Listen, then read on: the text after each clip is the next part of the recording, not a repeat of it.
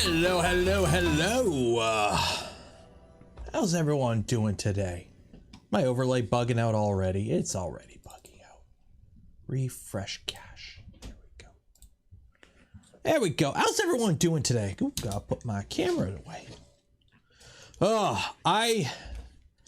If tonight I seem a little lethargic, I just made some homemade lasagna and ate like way too much than I should have, along with homemade garlic bread.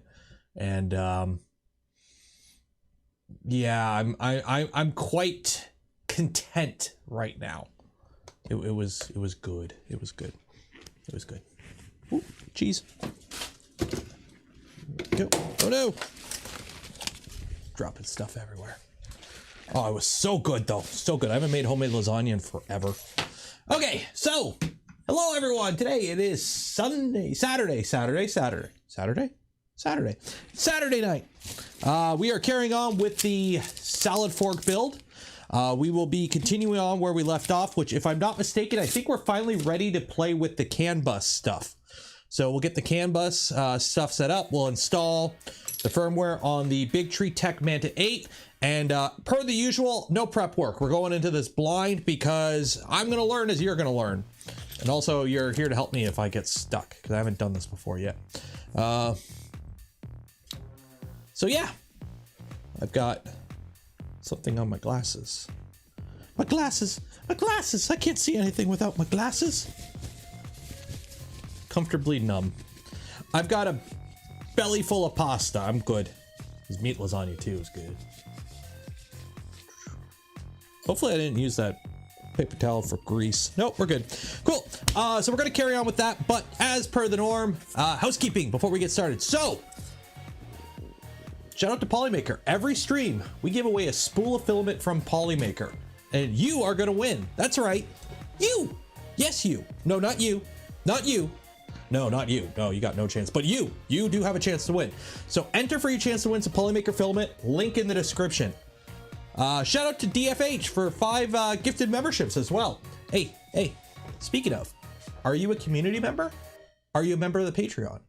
Well, if so, if you're on the Discord, which you should be, and you have access to the super secret channel that only people who are YouTube members and Patreon supporters have access to, and it's super secret and nobody besides them know the channel exists, tomorrow's video is live for you. Go watch it. Well, after the stream. Go queue it up, play it a few times in the background, help the metrics. But tomorrow's video is up live for YouTube members and Patreon supporters on the Discord. Go check it out. If you want to see it, consider becoming a member. Actually, there's 2 videos. You're gonna get a second video because there's like an unedited video you get access to too. So yeah. Gary gifted 1 community membership. Thank you, Gary. I should probably go get the printer. Actually, if we're working on a printer, I probably should go get the printer. What else? What other housekeeping things? Oh, if you watched the stream yesterday, remember how we blew up the spindle? Or actually, no, we blew up the duet. So we popped the MOSFET on a duet because even though the spindle is only 6 amps and the duet board for the MOSFET for the bed is good for 15 amps, apparently back current is a thing. And when you search how to set up CNC on duet, that doesn't show up. It just tells you how to set it up. It doesn't go, hey, dummy, if you're hooking a spindle up to this thing, you need a backfill diode, feedback diode. So I went on the Amazons and I did some shopping. So first off, we've got this guy, which is going to replace the MOSFET that we popped. So now we can control it with a fan header. So this is, I think it's rated for like way more than we need. It's like 400 volt, 30 amp or something like that. So this will be our new bed or fan MOSFET thing, or MOSFET for the spindle. And then for the feedback diode, I didn't know what to get and I figured I'll play it safe. And this is massively overkill, but it was cheap and I got it overnight. But this is rated for 15 amps and 45 volts. I think this is bigger than I need. According to Chuck on Twitter, I only need like a 1 amp 1000 volt one, which is much smaller. So I got that. So there's the flyback diode. I didn't know what size to get, so I figured get one that's a bigger number than what I have. So I figure 45 volts, 15 amp is good if the spindle's only 24 volts and 6 amp at most. So, yeah. So there we go. So we got that, and then I bought a cheap, shitty vernier to replace my nice, expensive Minotaur that died. Yeah, I got an IN 4000. I don't know. I bought a whole kit of them. You can buy a kit. I just bought a whole kit. So we'll figure that out on Friday. Let me go get the printer because it's in the other room. Oh, you want to say hi? Come say hi. Come say hi. Come on, it's okay. You can come say hi. Oh, come on. Oh, there you go. Oh, he's a good boy. Are you okay?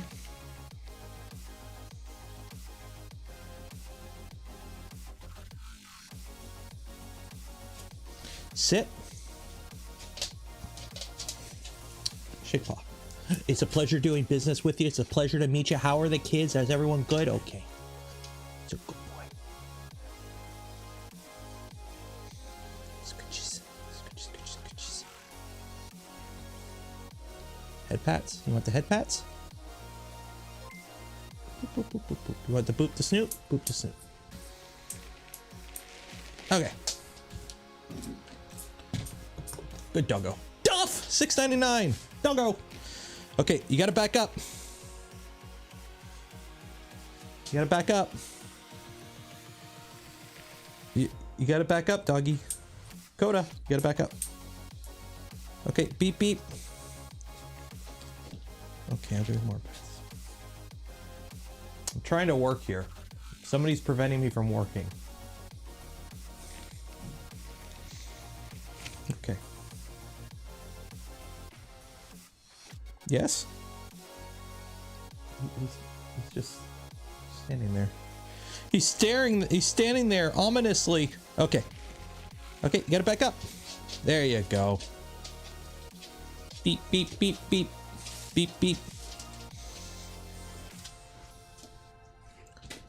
Okay.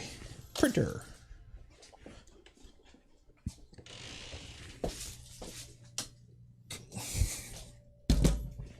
I remember this thing. One day we'll get it done.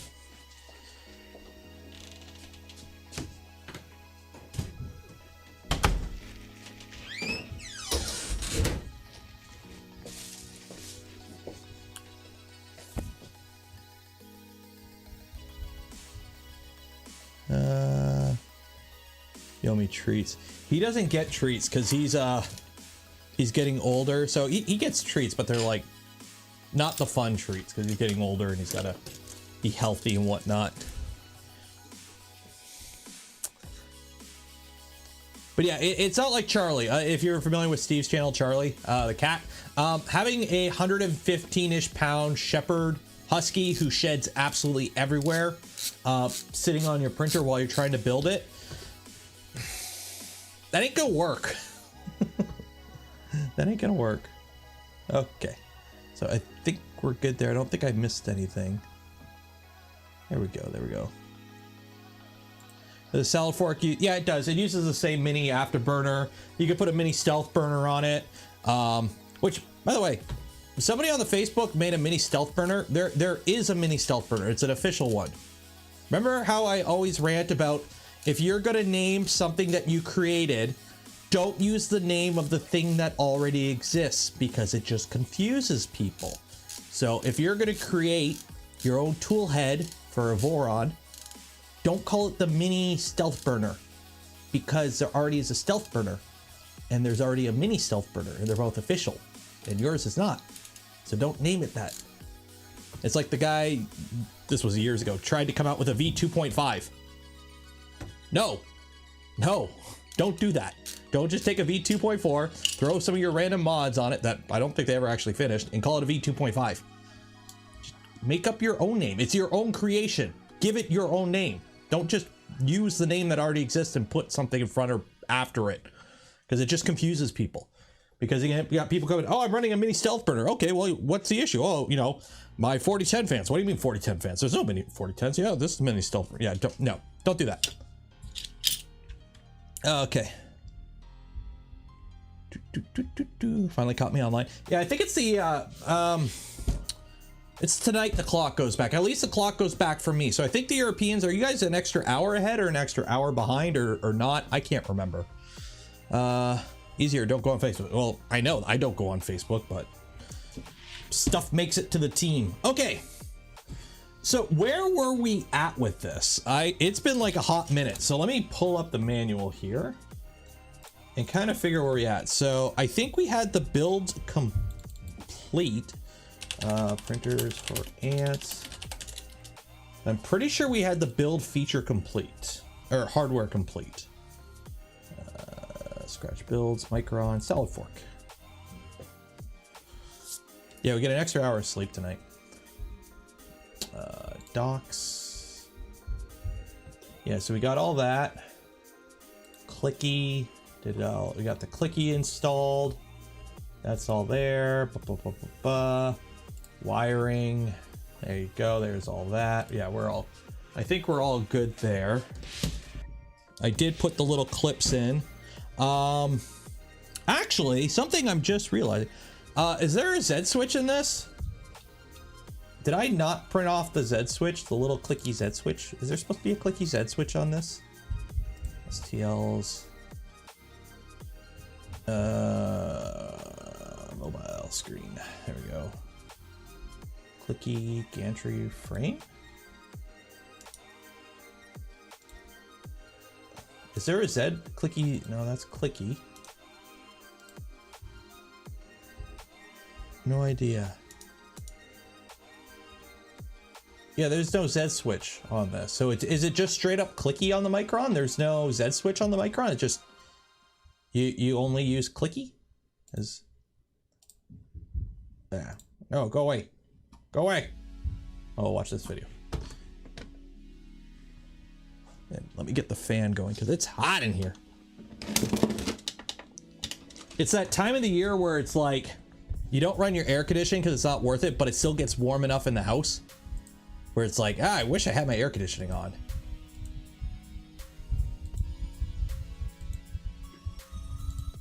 Okay, do you guys see a clicky switch? Oh, there is a clicky switch. Okay, so the CAD didn't have a clicky switch, so I don't have a clicky switch. So I need to steal a clicky switch from the Micron, I think.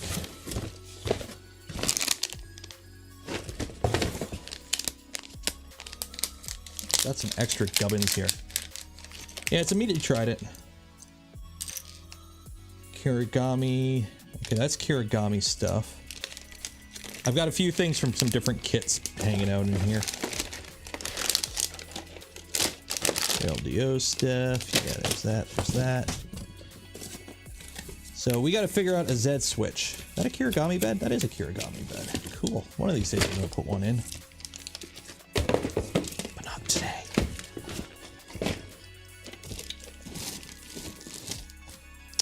Yeah, I'm going to have to print a Z switch because I don't have one printed. So we're going to have to... Oh, no, I do have one. This is a Micron. Oh, this is leftover parts from the Micron build, I think.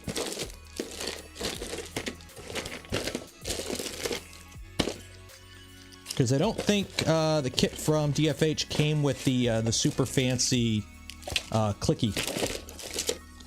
Because that's what I got here is the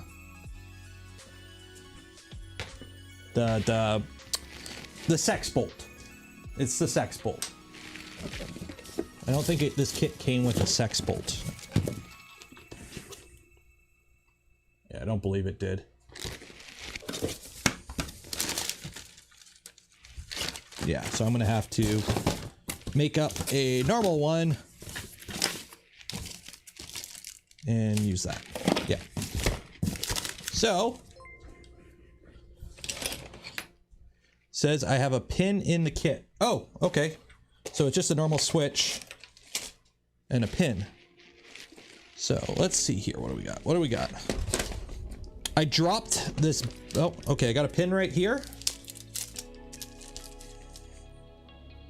Yeah, that's I got this. I've got this. You just follow the palm. Okay, yeah. So I gotta make this work then. So I gotta print off a the micro thing. Jeff Montgomery, $10. Z Switch. Cheers. So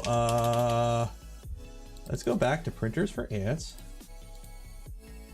Go to the Micron and just use the one from the Micron. Close enough. STLs. Z drive, Z idler. Electronics, flat display extras. Frame. Gantry.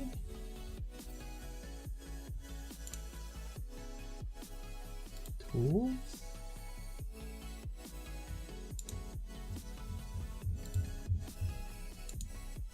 What is the Z switch under? Z drive, maybe Z drive.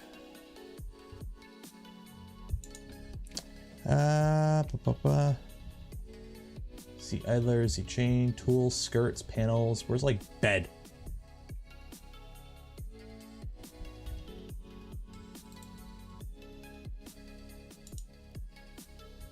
It's gotta be the frame. Trying to remember where it is. Because I remember seeing it because I had to print one of these.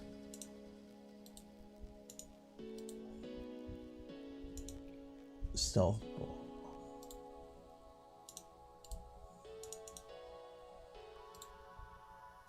Gantry, no. Panels, no. It can't be panels. Tools. Drill guides. Where the hell is the switch? Like it's right there. There it is, right there. So then, where the hell is it? Yeah, it's right there.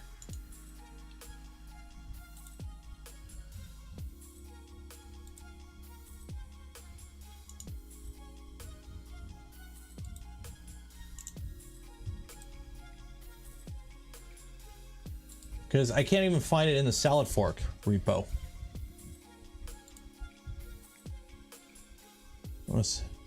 Yeah, but it should have the standard switch. Like, the standard switch should just still be an option.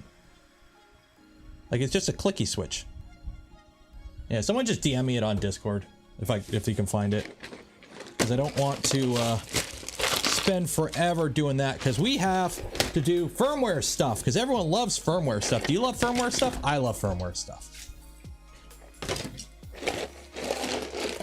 Someone just became a member. Did I miss something?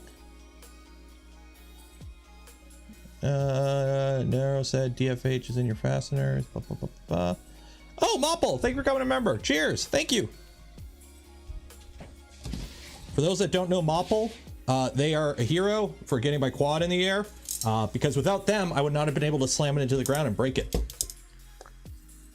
So it's all because of Mopple, which is a good thing, because if you're not crashing your quad into the ground, you're not learning.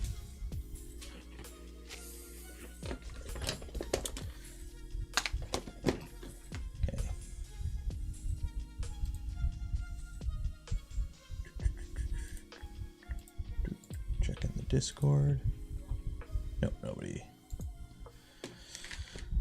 Okay. So do I need these? Are these? What's in here? What's in here? Oh my God. Okay. Yeah, save all that. Okay. So where we left off is we got everything wired up under the hood. Everything under the hood is wired up. So we need to do some work now to actually make this thing do the thing that printers do, which is, you know, kind of move and whatnot. So it's got a brain, but it's got no thinky think right now. So this is all nothing. If I plug it in, we get some fancy lights, but nothing actually happens, unfortunately. That's it. Okay. So we got to set up, I'm assuming we set up the Manta first. So I'm going to unplug the CAN bus just to cover my ass, I guess. Audio. What do you mean audio?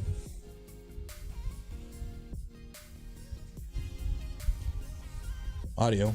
Can you hear me? Can you hear me now? It says it's working.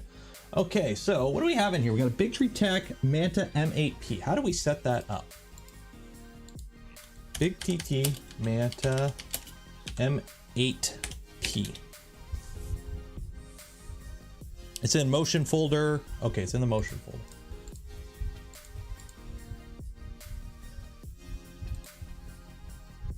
Motion. Okay, what's it called? Z Estop X1. Z. Okay, download. Sweet. Okay. Do I have black loaded in any of these printers? I do not. So, bamboo. What do the bamboo? Are you on? Are you awake? Bamboo, wake up. There we go. Let's see how quick the bamboo can do this and wake up my whole house with its vibration compensation bullshit. Okay. Black ABS. Is this ABS? That's ABS. It can't fit that spool. That spool's too big. Can this work? Polymaker, ASA. Sure, that'll work.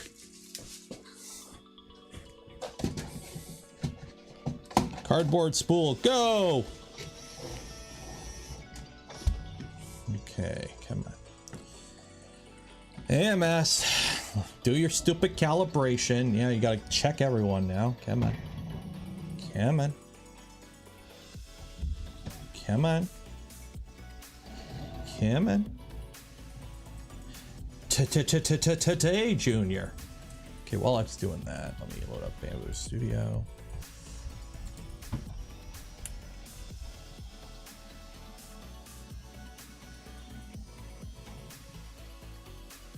Okay, are you done thinking? You're done thinking. Cool. You are generic.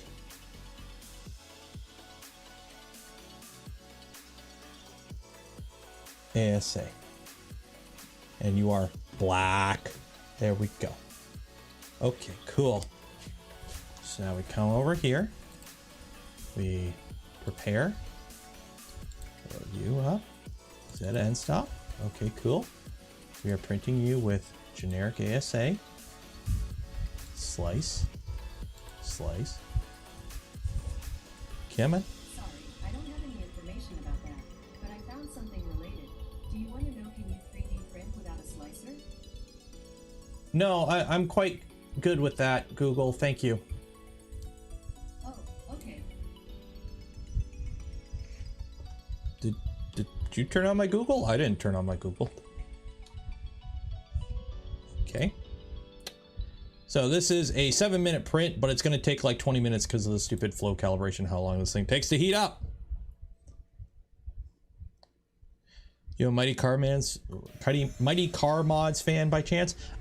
They are a channel they are probably the channel on YouTube I've been subscribed to the longest that I still somewhat regularly watch. I don't watch all their stuff, but I do watch their stuff. I like the little car stuff that they do. When they're just like rebuilding some random car, I'm not a huge fan, but like the little projects and whatnot, yes.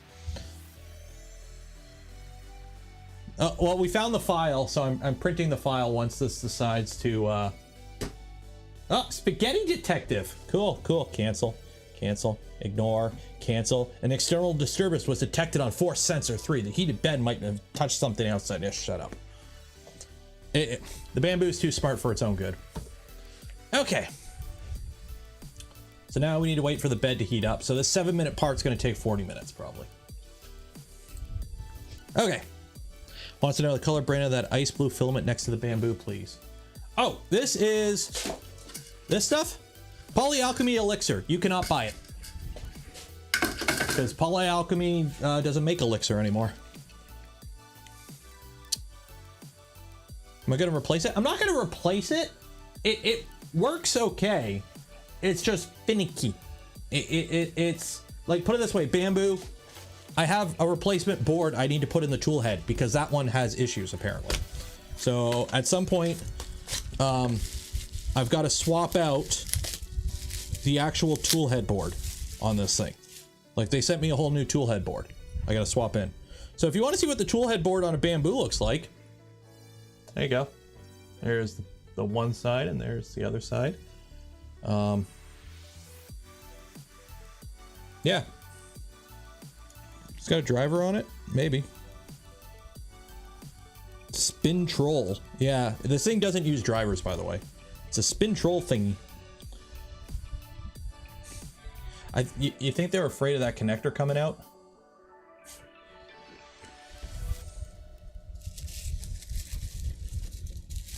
It's ex-DJI guys. If you know anything about DJI and how their ecosystem is, that's bamboo.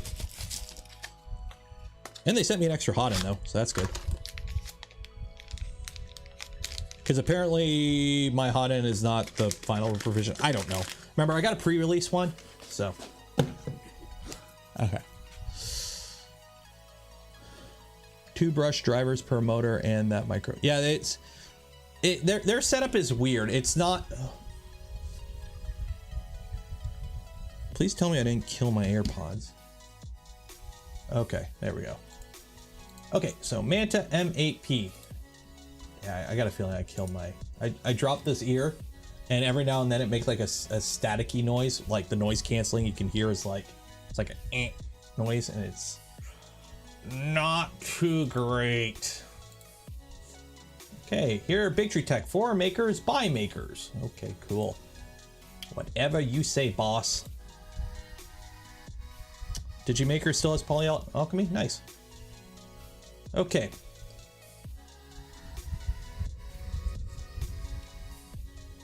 Long pages. Okay, so let me download this. Oh, I gotta download already.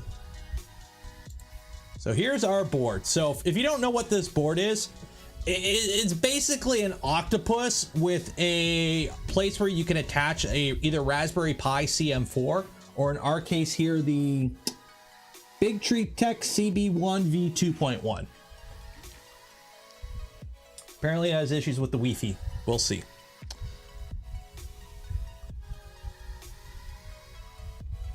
Okay, so main features, blah, blah, blah, blah, blah. We're running Clipper. We don't care about the board itself.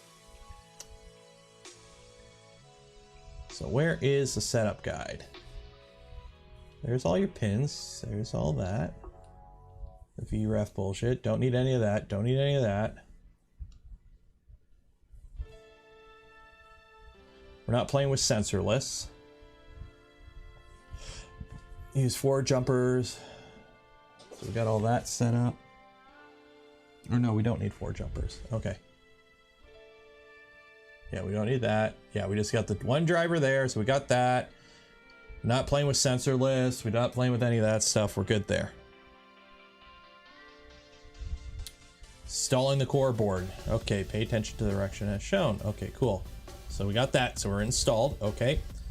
Voltage selection of fans should all be 24 volts, I believe. So we're good there. Yep. Oh, the bamboo doing things.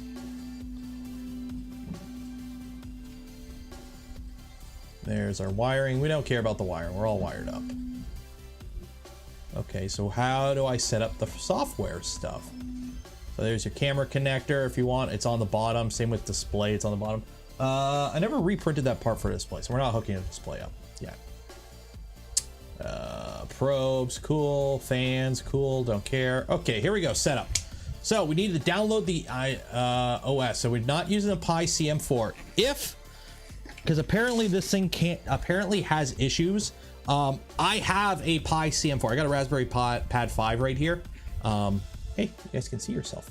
Say hi, chat. You guys can see yourself. There you go. Say hi.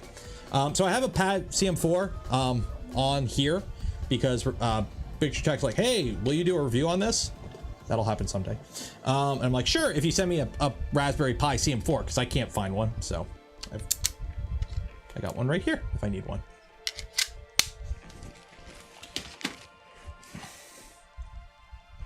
Okay, so we're not doing the Pi.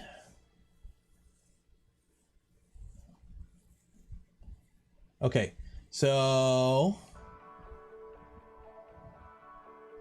let's see here. So Pi CM4 download. If CM4 core board is, you can use the download directly of Fluid or Mainsail. Also can download from that. CM4 needs to refer to the following application. Okay. So we have, I think I have the Pi imager. Yeah, so I got the Pi imager already downloaded. Okay, I'll download the latest version.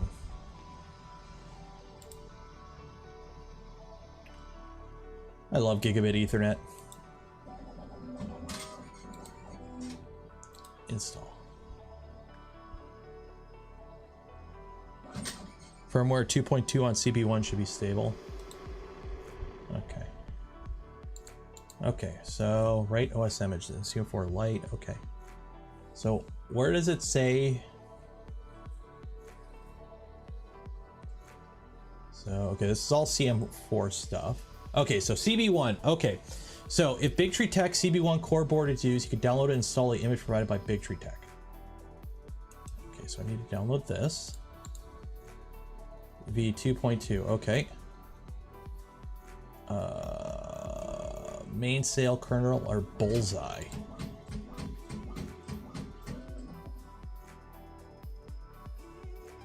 Looks like bullseye is the one I want. CB1, yeah.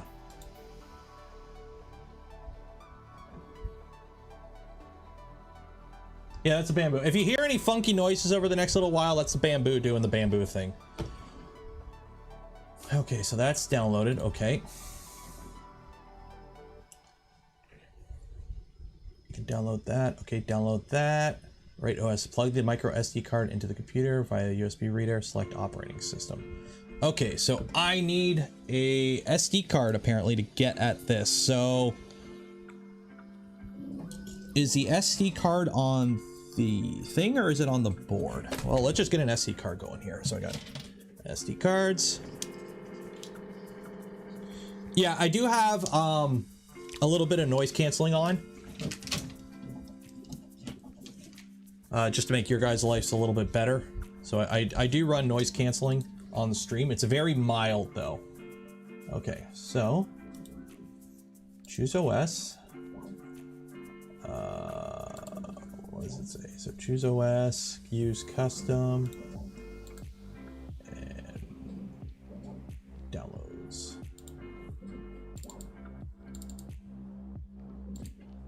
What? Use custom. It's right there. Oh, there it is.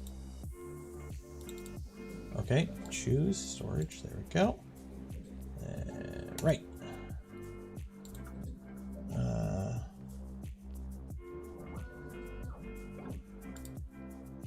Would you like to apply the image customization saved earlier?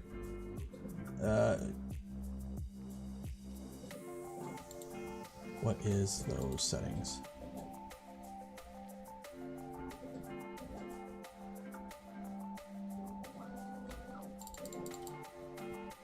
No.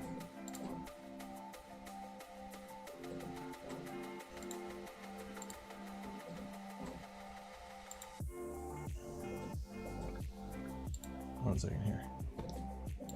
Generic. That right. Yes. Okay, cool. Whatever.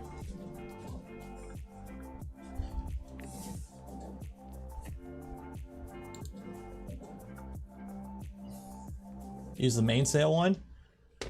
Where does it say to use the mainsail one? Like, here's the thing. I'm trying to follow the instructions and it doesn't say anything about mainsail. It's this one right here, bullseye. I'm gonna have to reflash. So use the mainsail one? Okay.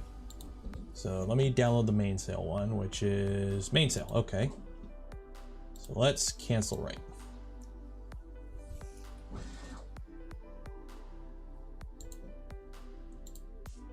Look at that.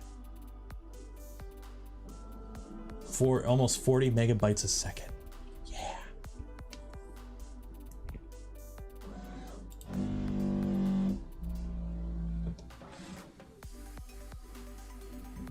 Are you done yet? Do I have stuff on the bed? No. Okay. Okay, so that's done downloading. Okay, so that's done downloading. So we will use custom. So we want the one with mainsail. Mainsail, okay. Open. Generic storage device, yep. Right. Yes. So that's writing. Okay. So let's go back to the instructions here.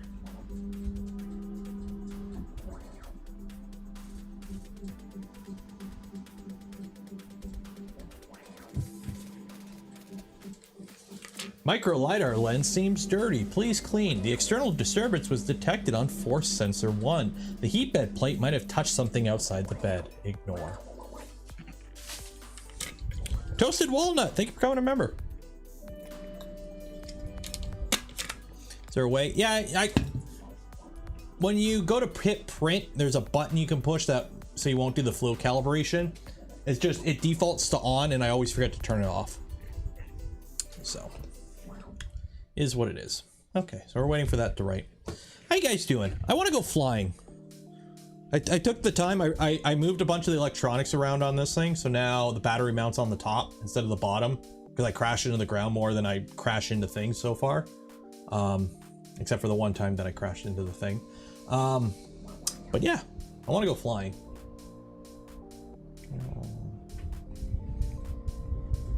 At least I got a replacement VTX for when I crash it this time. Like the color. I have, these are the blades that came with it.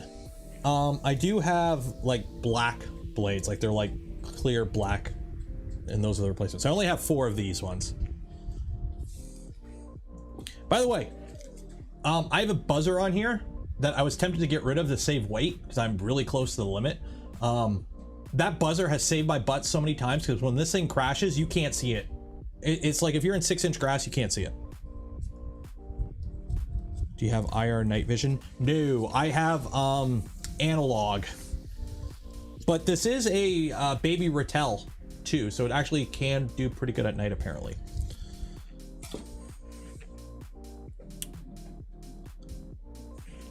Still writing.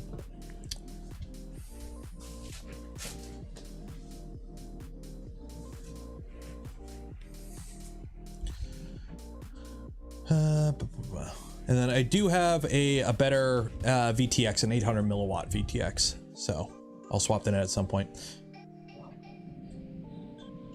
I don't know what you're complaining for the Bamboo. Quiet printer is quiet. It is not quiet. This thing is the loudest printer I own. It is not quiet. It does not go quietly into the night. Believe me. Believe that.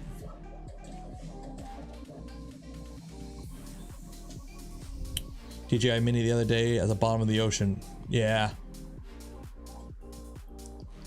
What do I print? I do print more on my Vorons. Actually, I use my Vorons more than any other printer. I'm just using the Bamboo because it's, for a quick one-off print like this, it's actually roughly the quickest printer I have. It's easier to swap filament.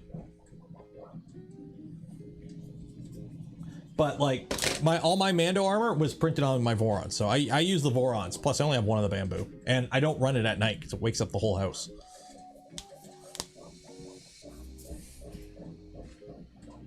Like, you can see how much it's shaking. I'm on A4982s. Well, my Voron V1, which is on DVRs, is quieter than the Voron, or than the Bamboo. So.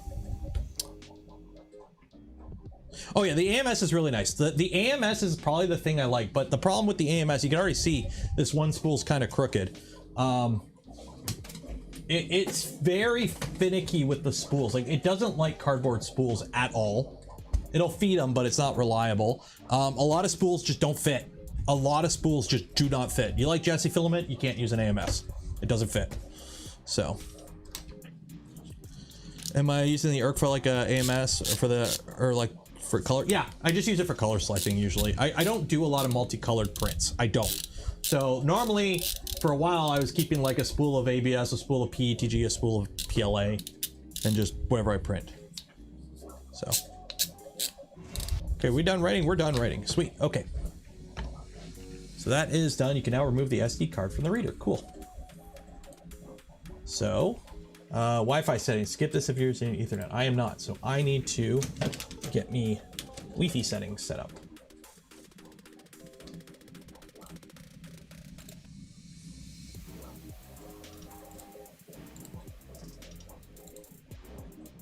Okay, WPA supplicant. Where is...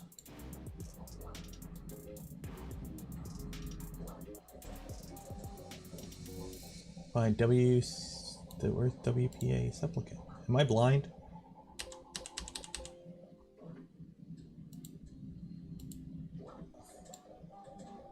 Where is WPA supplicant?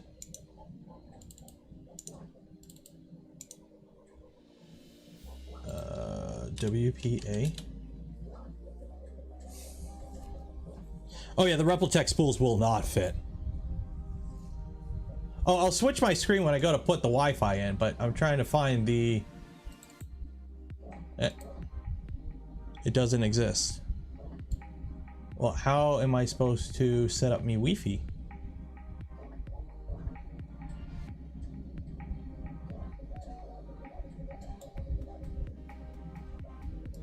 Well, I can't set it up because it says right here, the CB1 cannot use the Raspberry Pi imager to set the Wi-Fi name like it could on a CM4. I need to open the config file.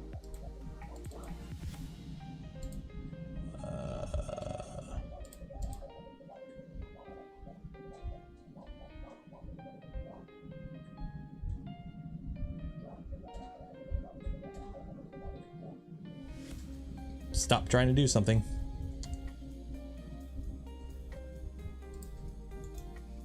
In the system file.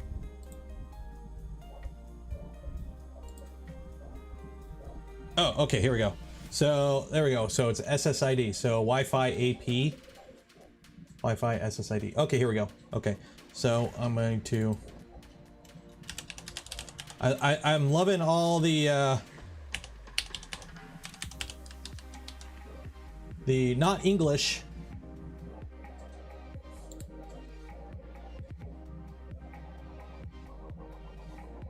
Oh, this better not send my info back to Xi Jinping.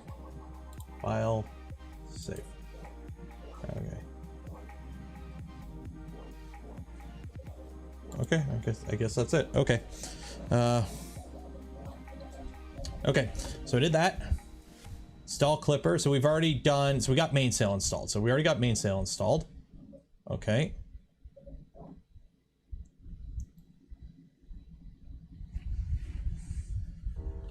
So how do I set this up? Okay.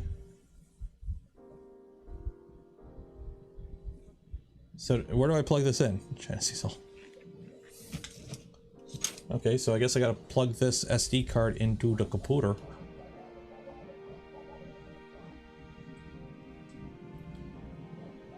Sweet. Okay, so where in here do I plug this in?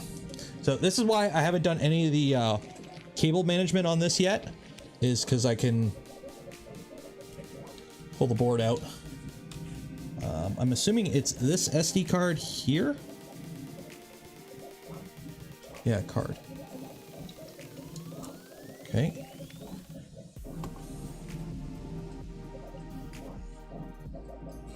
And I know I'm gonna have to pop it out for the other one too, but there we go. Okay. Give it some juice. You translate it. Already has all my info. Yeah, that's true. Okay, power. Oh wait, I gotta put the Wi-Fi or the thingy on. The antenna.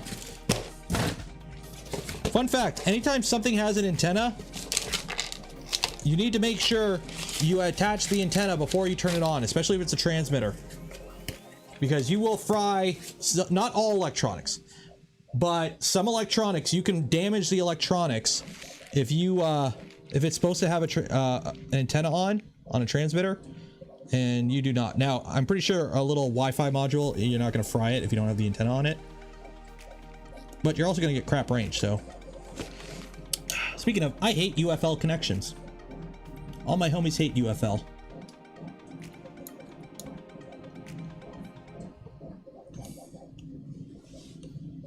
There we go. Okay. So we will zip tie, or it's got a little thing. I'll find a home for this later, but for now.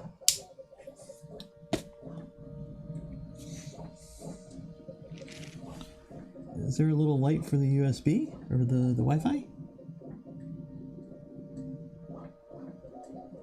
It would have been nice if it had a little light on it to tell me the Wi-Fi was working.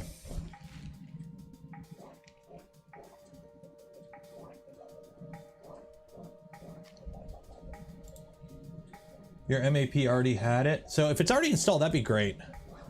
Let me pull up my home network here, see if I have any random devices connecting. That shouldn't be. Oh, oh wait, seriously? Dang it, why don't you have my information saved? Uh-oh. Uh-oh. Uh-oh.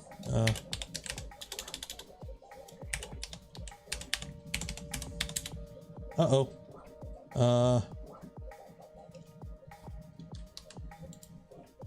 Crud. I can't remember my home router's password. And it didn't save it. Come on. Why? Google. Ah, 1 second here. 1 second here.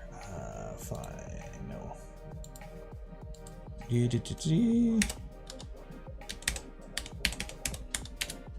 No. No.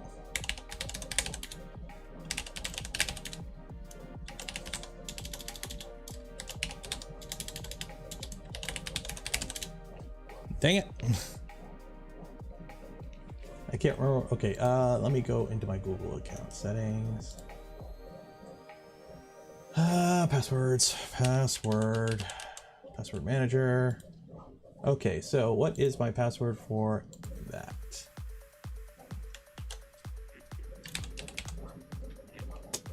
Show me my password. Of course it's that. I'm a genius. Don't you love it when you like, what is my password? What is my password?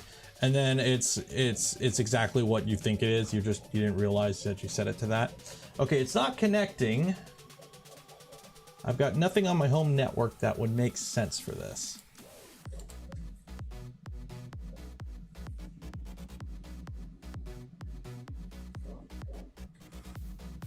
It's called Fluid Pi. It's called Fluid Pi. I don't see Fluid Pi. I do not see Fluid Pi in my home network. Okay. I do not have it. Okay, let's take you off.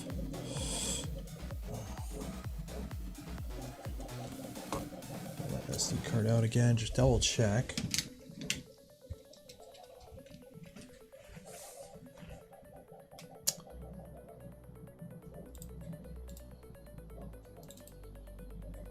So system, close. And with that, okay, so I got my SSID is right. My Wi-Fi password is right. That is there. Okay, shoot, am I missing something here? Because this doesn't look like it. Name is BTTCB1. Okay.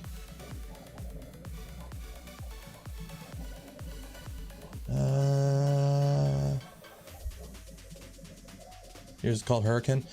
Whatever the default name will be whatever it's set up as. So I didn't see anything in my network that stood out as potentially being this board. So if you bought a Hurricane, it would say Hurricane or whatever. Do I need to kick a guy here? Yeah, I'm gonna kick a guy here.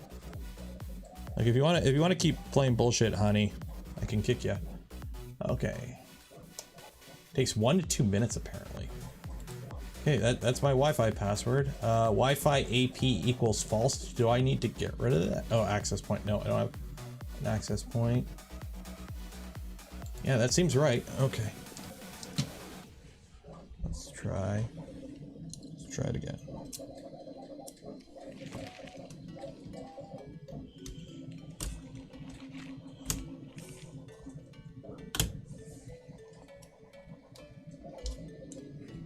Power. By the network Cat 5. I don't see anything blinking. I just got a single LED on that board. So I've just got this little green LED. And I plugged in the ST there. This is, oh, okay, the Ethernet is lighting up. The Ethernet lit up. So let me check my home network now. Pixel, Google Home, Trident, printer, tower, no, lid hideout local? No, that brings up that printer.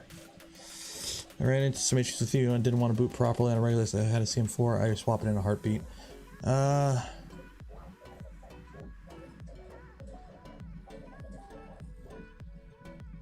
Let it do its thing for a minute. Okay. Oh! I got a oh, shoot. Well, there's my home network. Whatever. There it is, Hurricane. Yeah, it's Hurricane. Oh, where'd it go? It was on here. Oh, there it is. Okay, Hurricane. Copy. Copy.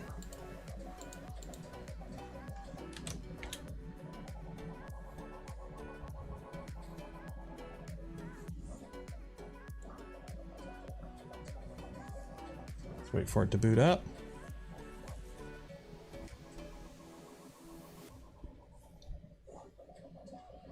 It's thinking. This thing has a long boot up time. Holy shit.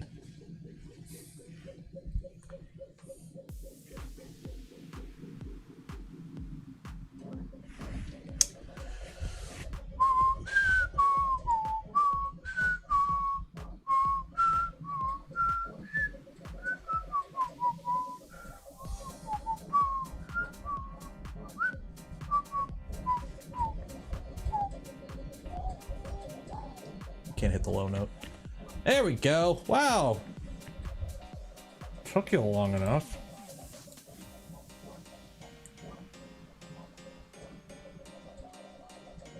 OS 2.2 Hurricane.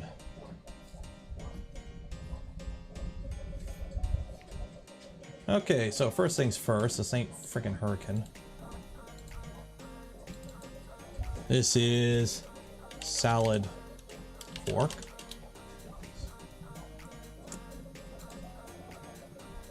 Okay, so CV1 and Pi 4 adapter worked just fine. The original one's version had issues. So this is version 2.1. Can you run RepRap firmware? I don't know if these boards can run RepRap. Basically, just go to the store page of the board, and usually it tells you in the oh, we lost it. The store page will tell you what it can run, usually.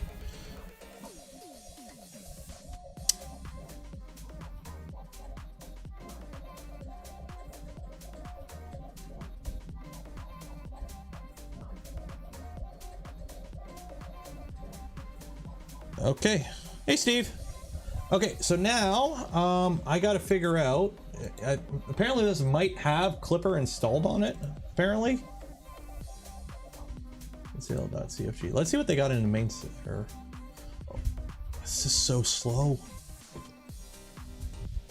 Oh my god, took you long enough.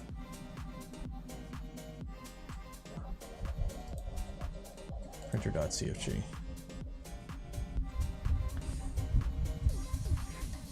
Action, call remote, machine shutdown, action. What is all this? So it just has some macros in here. Load filament, unload filament. Alexandru, thank you for becoming a member. Save config. So where's the printer section? Where's printer? Where's printer? Include main sale, include generic. Okay. Oh, they have it set up like that. I hate the way they set up like that.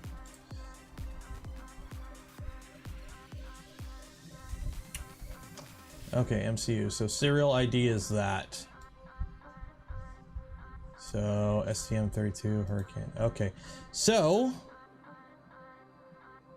CV1 only 1 gig of RAM. Probably. It doesn't have a webcam. I haven't plugged anything in yet. Okay, so we can connect to it. So I got to SSH into it because I got to figure out well, what all our stuff is. So we're gonna save this as salad fork. Save. Load. Open.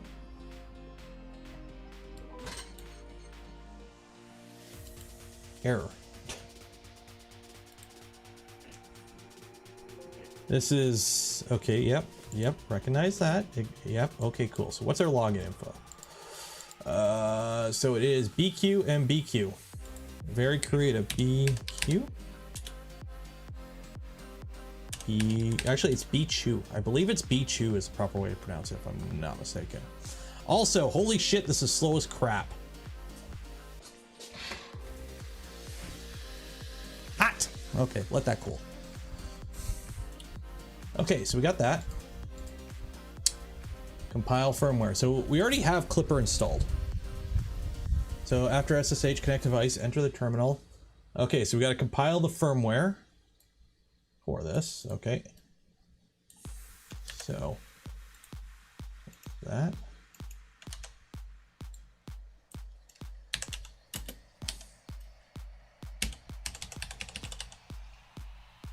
Oh my God, that was a delay. Holy shit.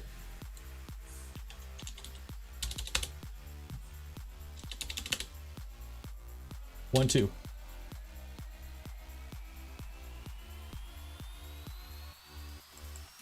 Oh.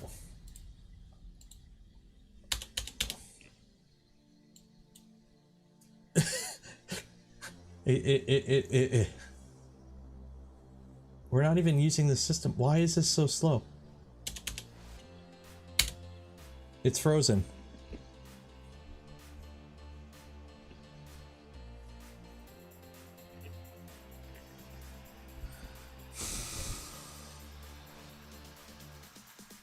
CB1 is powerful. Okay, there we go. Okay, so yeah, kind of. Okay, cool. So we did that. Okay, make menu config. Make menu config. Go! Let's see how long this takes to pop up. Okay, cool. So we got to enable that. Okay, so STM32. Oh my God.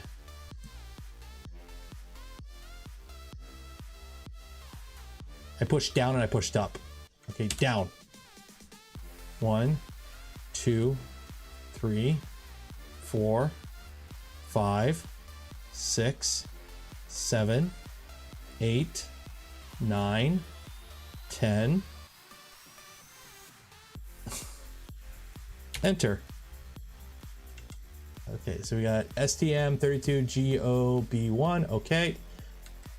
8 kilobyte offload, 8 megahertz crystal, USB on that.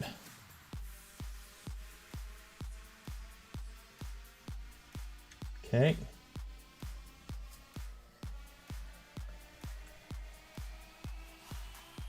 Okay. So Q to quit.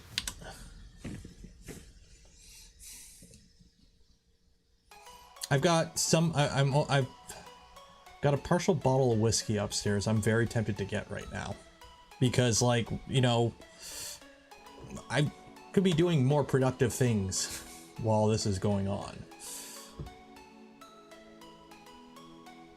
Okay. Okay, now hit make.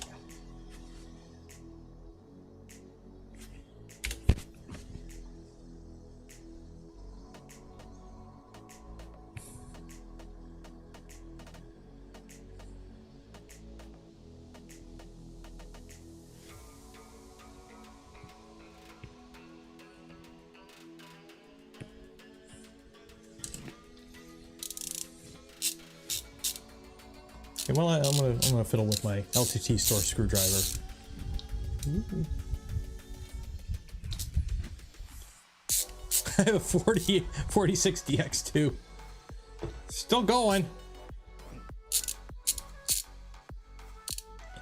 The problem is I don't have a router in this room. I have one Ethernet cable that comes through the wall that goes into this computer. I don't have a Ethernet that I can just plug into, unfortunately.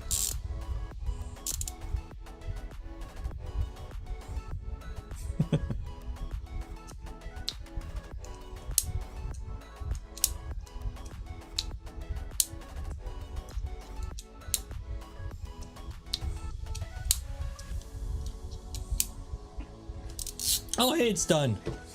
Okay. So now we need to get that file out, and I can never remember what that stupid command is to move it. So I gotta, I literally have it written down somewhere. Let me find my notepad. There, 3D. 3D ideas, Clipper hacks. Okay.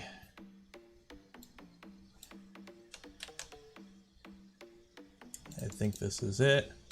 So that you run this. Oh my God.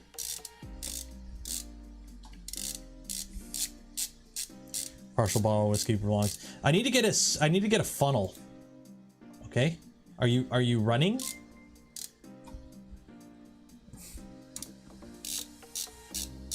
Might be wasting time. Here's the thing, Master.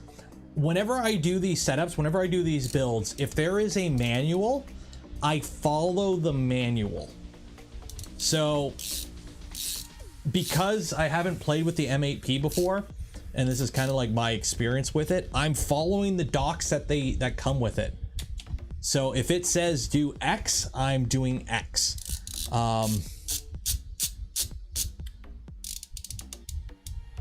The LDO regulator is small and causes the Wi-Fi issues you're seeing. So how is it correctable?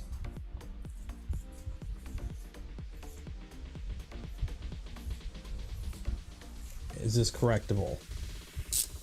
Because here's the thing, I really don't want to put my one CM4 in this.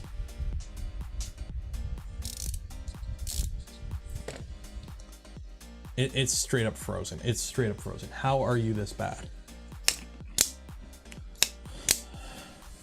How are you this bad? Okay, it did its thing.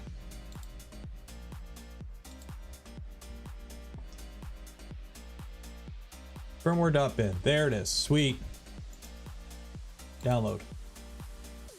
There we go. Okay, so now I need to find an SD card, I believe. Okay, so we get that.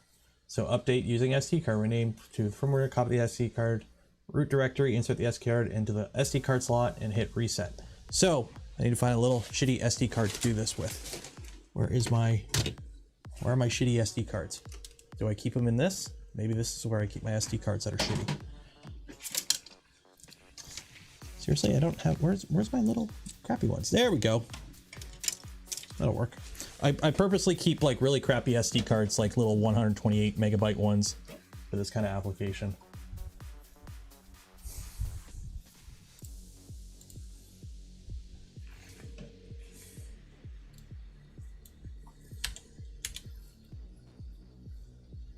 Oh, this had something on it. Let me format it. I'm sure it's something important, hopefully.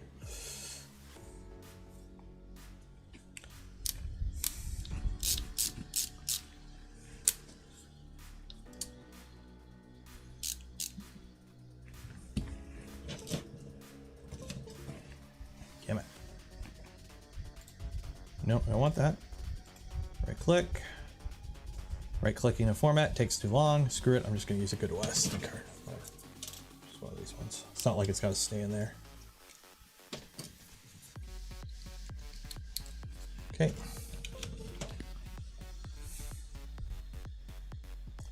There we go. Okay. Downloads.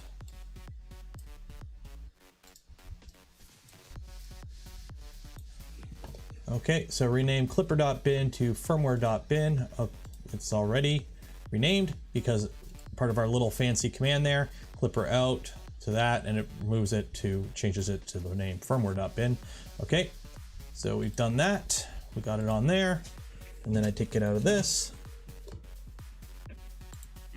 And then I put it into this. Firmware update automatically after. Okay, so Click the reset button on or power on again. Okay, so I'm just going to turn it off. Pop this out. And the SD card slot for this is right here. Okay.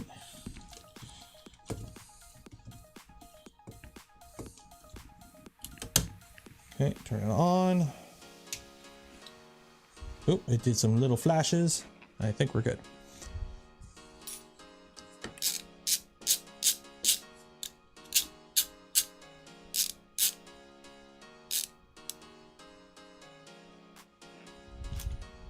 Okay.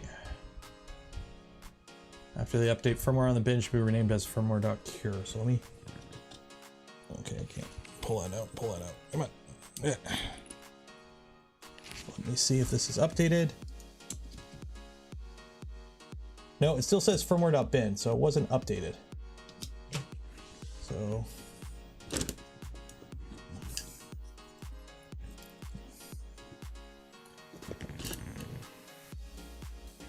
Let me plug you in. Where's the reboot button? Where's the reboot button?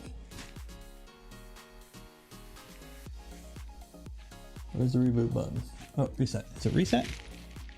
Or the boot? You got two buttons here. Do I hit? Click the reset button to power on again. The firmware. Okay, so hit reset. Okay, reset. Oh, it did some flashing. Okay, now it's done. Okay. I'll take that out.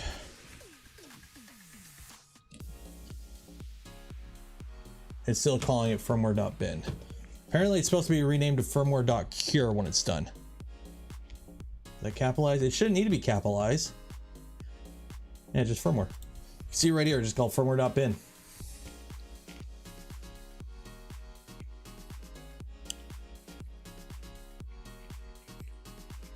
We already did the make flash. Like we've already done the firmware update. Update using SD card. Update using DFU. Okay, we'll update using the DFU method then. Okay, we'll do the DFU method then. Screw it. Okay, so rename clipper firmware.bin, copy to an SD card, root directly, blah, blah, blah. Okay, update using DFU. If the device can be found by a... Okay, let's see what we can find by this at least. So...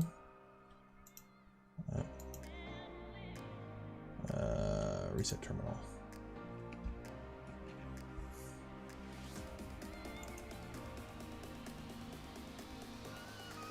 New session.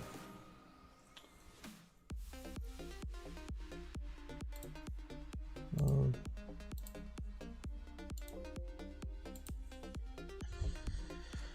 Ooh. Y'all liking this MP4? M4P? I'm gonna go get the whiskey. I'll be back. While I'm gone, oh, nope. I hit the wrong button. That's not who I want. That's not the one we need. We need him now. Baby's in charge. I'll be back.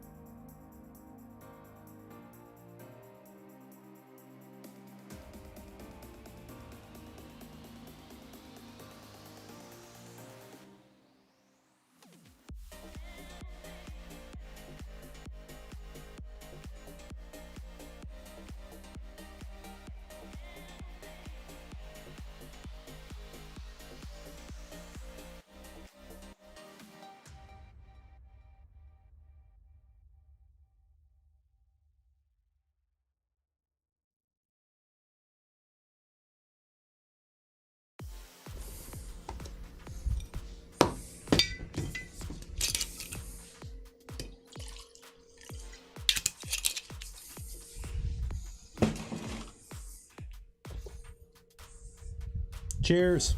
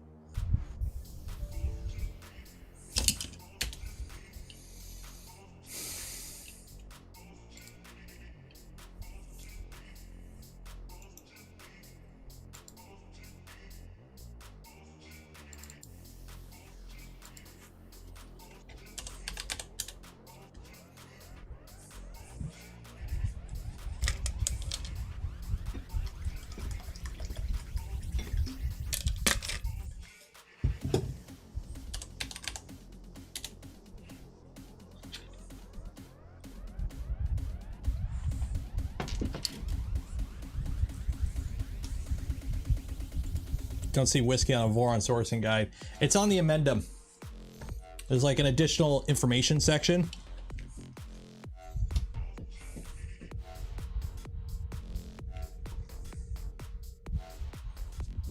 BIQU. Enter.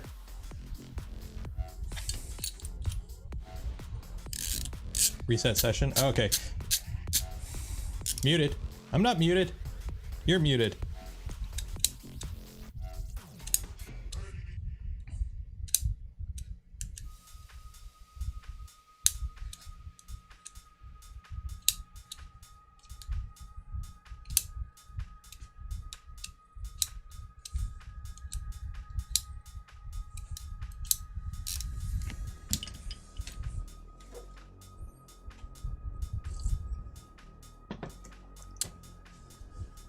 Have I run sudo apt-get update, sudo apt-get upgrade? I probably should, and I will, once I can log into the bloody device.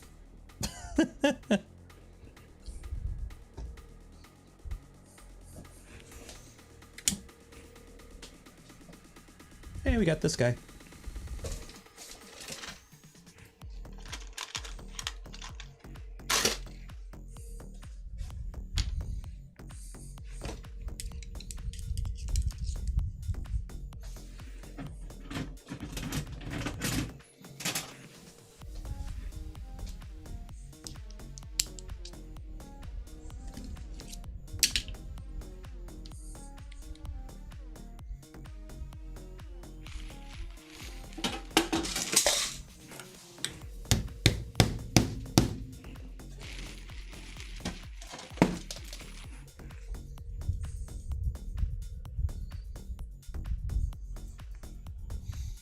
Dead air?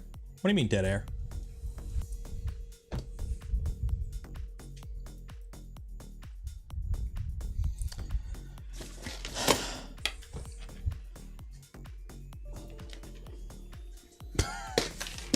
What a piece of fucking shit. Reset terminal.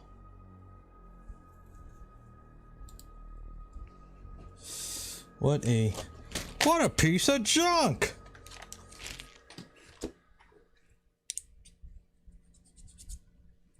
Got that. Well, while this is doing whatever it's doing, we'll try and get the thingamabobber set up here. Need to find a end stop. Do I have an extra end stop? I don't know if I have an extra end stop.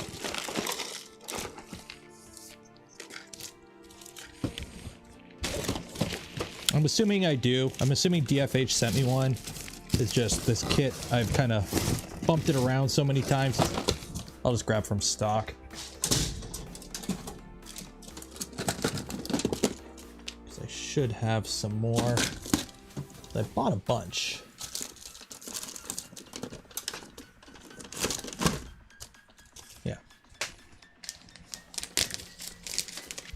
Yeah, I probably should get a switch for this room.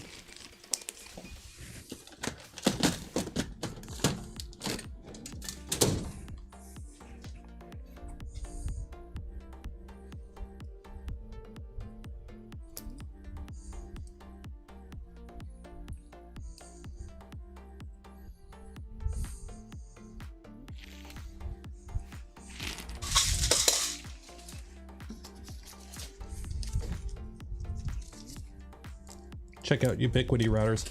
I have a many money router, don't worry. My Wi-Fi router is decent, believe me.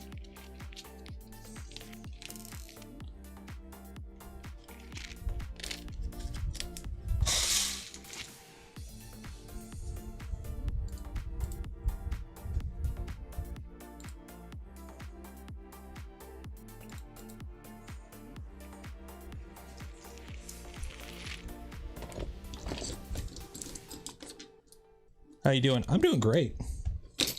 We're putting together a clicky switch. And then while this computer decides to try and find itself.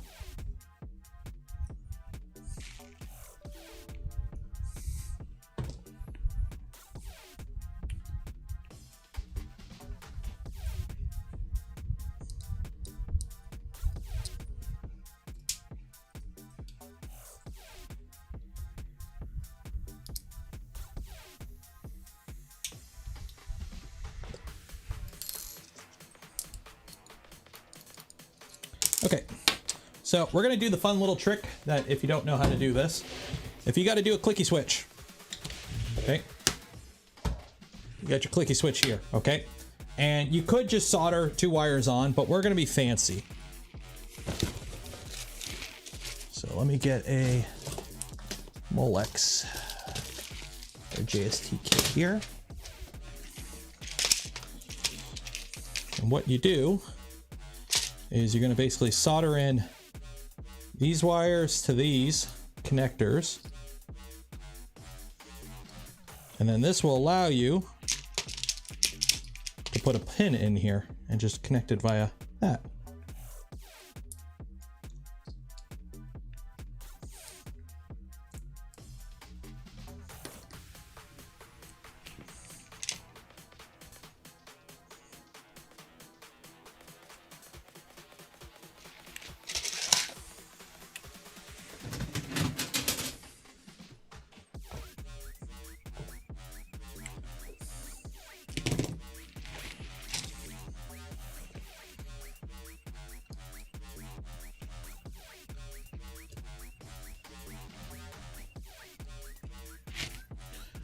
Alexander 25, cheers. Can we have a Discord group where we discuss patent tech by Stratasys that we can copy at home locally on CNCs?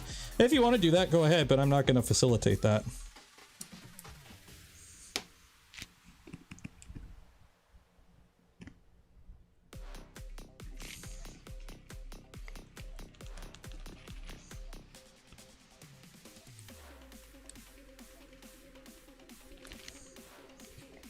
That is not something I will facilitate, unfortunately.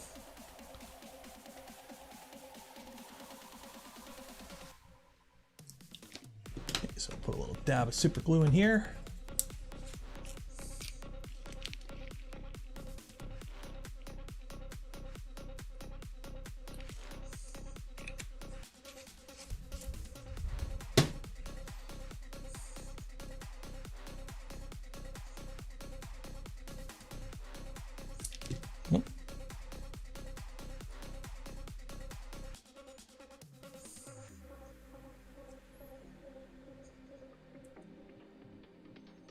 Let that dry for a second.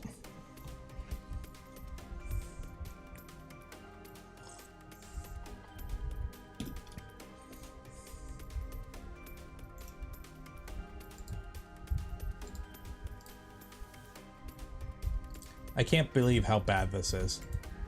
Like, I legit cannot believe how bad this the CV1 is.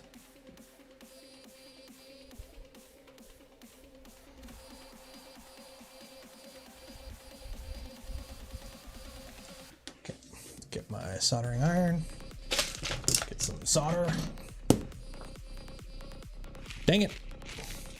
That work? No. Where's the power? This power go? This is power. Where does this power to? That goes to that. Then where does this go? Oh, that's another one. There we go.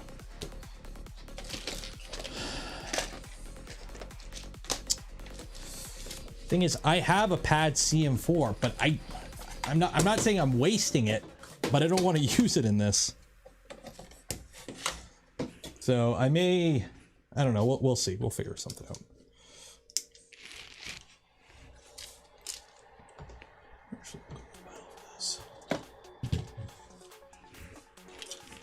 Boom. Will that hold it?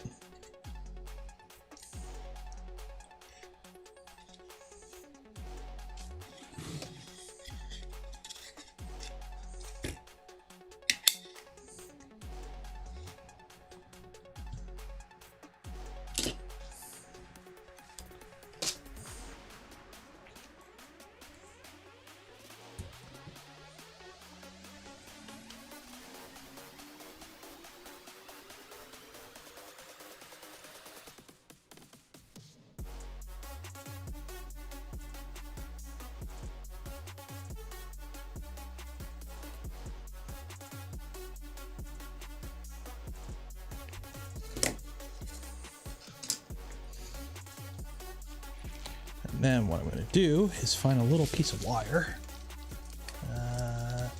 That'll work.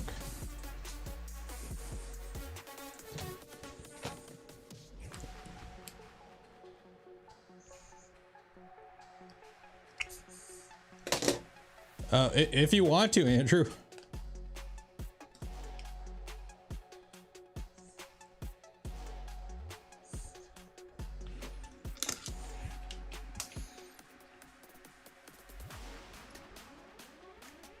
Actually, tin this up a bit.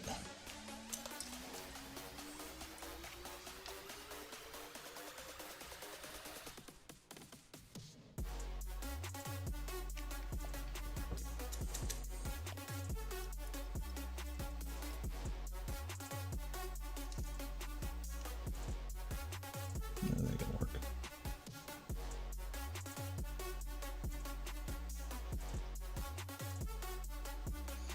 There we go. Where is my...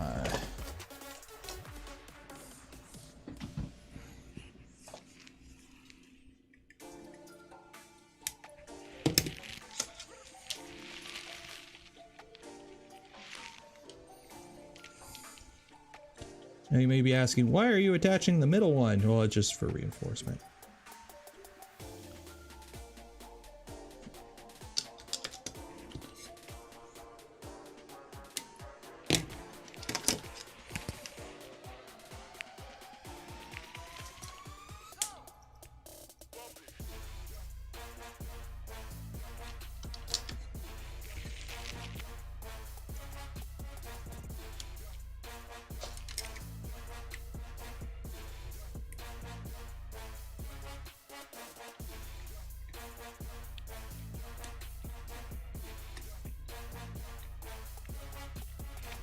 There we go.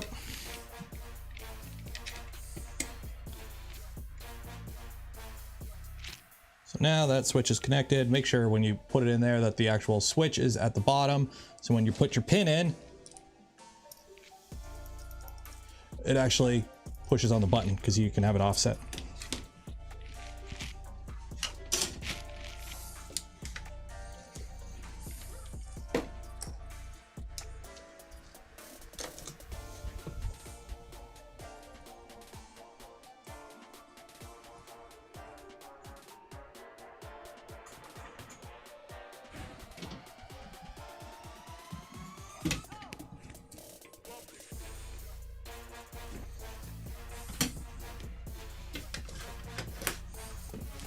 I am so disappointed this ain't working. I really wanted to get fiddling with this today.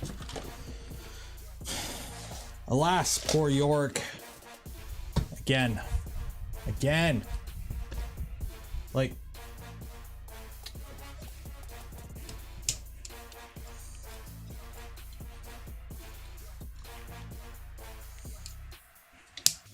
How are you this bad?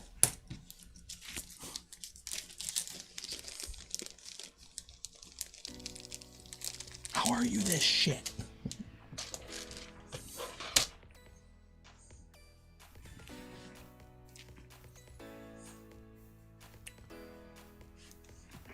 Well, this isn't a DFH problem. This isn't a DFH problem. Like on paper, this sounds like a good solution. And apparently they've kind of ironed it out. The problem is with BTT, you invest in the boards when they announce them and you don't find out they have issues until months later.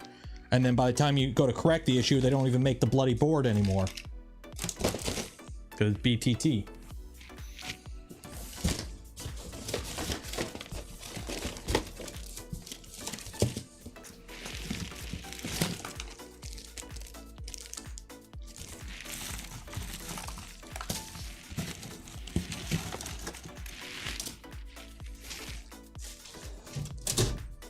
Where did I put that extra one? Is it all still down here? It is.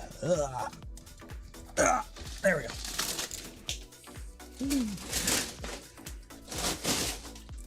Remember that wire loom I ripped out of a printer because it was broken?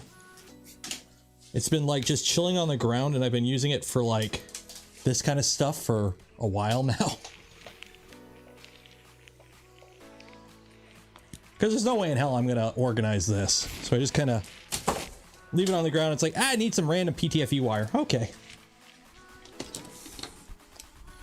Where's your PO box? Exclamation mark PO box. There you go.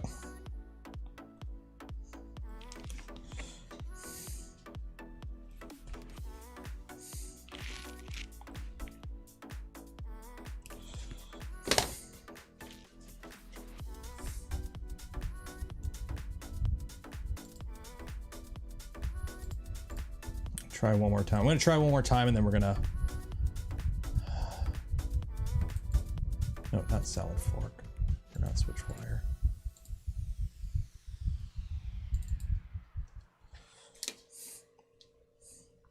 Thing is, yes, I could get a switch and set it up over Ethernet, but that's not how I'm going to use it. And I'd rather set it up the way that it would actually be used.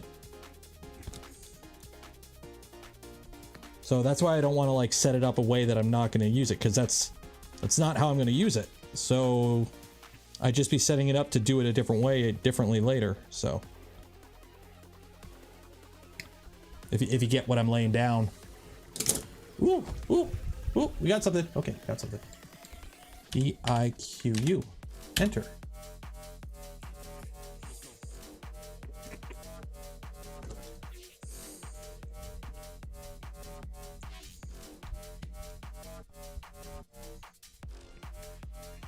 Oh, it's asking for the password. 1 second here.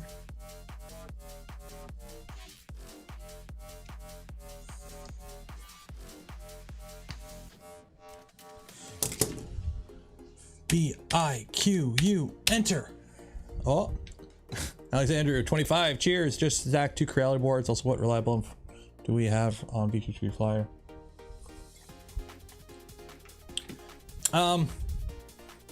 Mellow, Physek. There's a bunch of different companies that make kind of the similar board. Because here's the thing, we're Clipper folk. I like my Clipper, right? So with Clipper, the board doesn't matter in terms of how the printer runs. All you do is you look at what the board has for hookups and connections and what it can support. And is that what you want in your printer? If yes, use the board. That's pretty much how you use Clipper. It isn't rocket appliances. So the board, Clipper is board agnostic. So you can go with whatever board. You want a good board that's reliable, use a Duet. Duet is proven reliability. They're good boards. They're pricey, but they're good boards.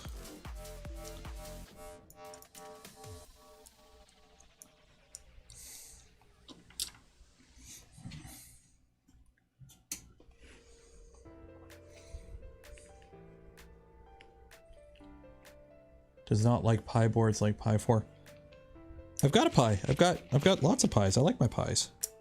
I just don't want to. How do I phrase it? I don't want to waste it. Because I'm using it in the Pi 4 or with the Pad 5 and I want to use it for a project later. So I don't want to like put it in here just to rip it out, because that's not how I like setting things up the way I'm actually going to use it. So I gotta grind a mark here. 1 second.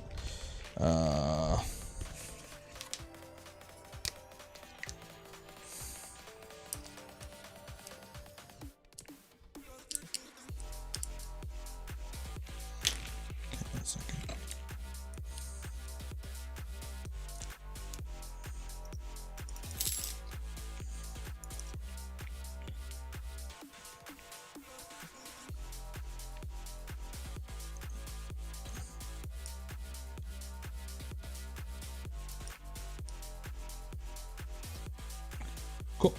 Let's do some engraving, some grinding. Oh, this is gonna be a pain to hold. Oh, tripod.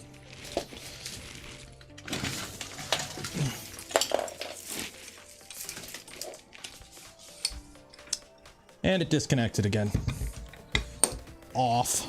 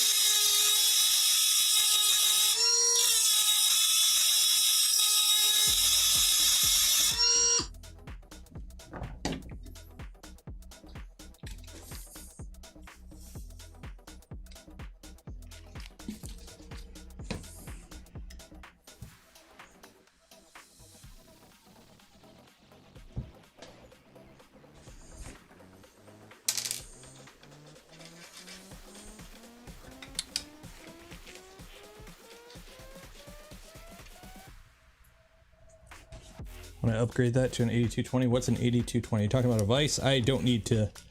This is plenty good for what we're doing here.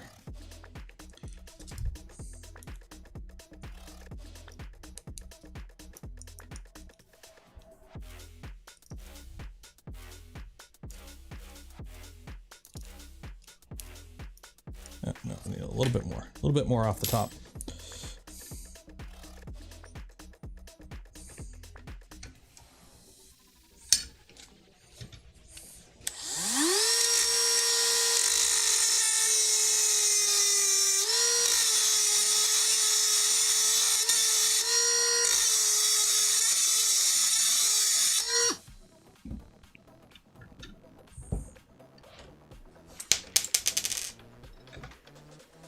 Who knows what we're doing right now?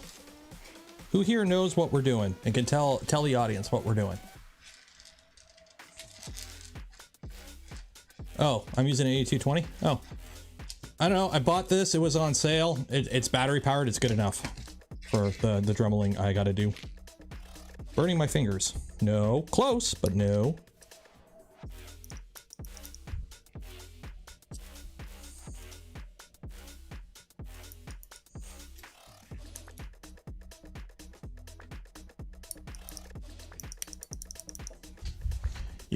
You dish a little flat in it so you can put the one of the set screws in just enough that it'll still click, but it won't fall out. So that way when you accidentally, you flip your printer over, this doesn't fall out, and then when you go to home after, it doesn't Z negative China on your butt.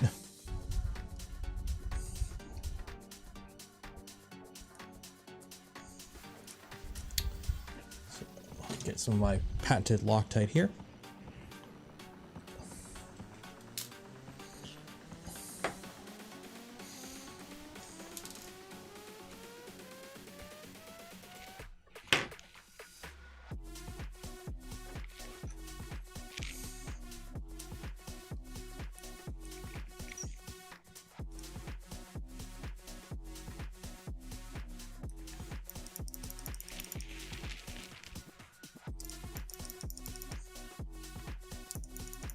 There we go.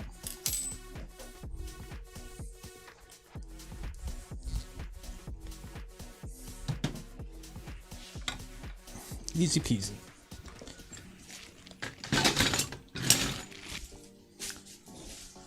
Okay.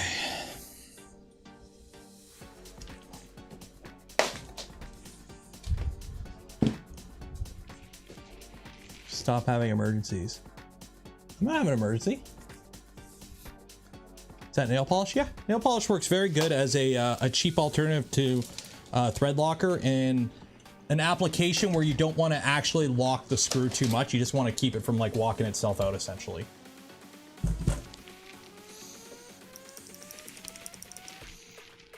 So something like this where there's no force on the set screw. You're just holding it in place so that it doesn't move, so that it doesn't get too tight or too loose on this and prevent it from doing its job. It works great. Oh, not me. Oh, okay. So we're gonna need some of these.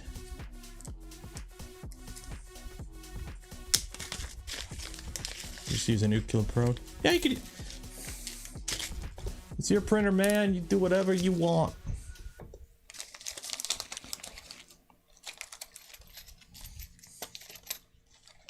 I'm not your boss. I'm not your daddy. Run what you brung, use what you're familiar with. In case you haven't noticed, I still do a lot of things the way I do it that isn't like the cool current way to do it, because I just, if it ain't broke and it works for me, who cares?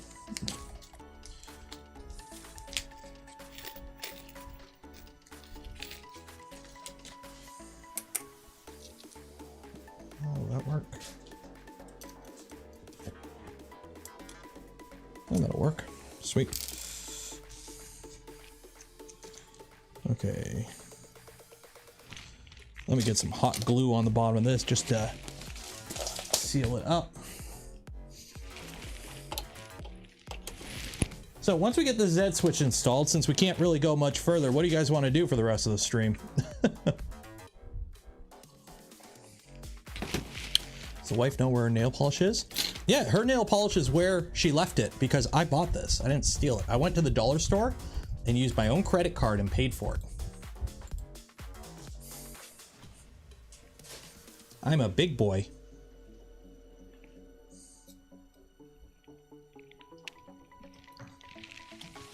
Oh, that's gonna be fun to get in there.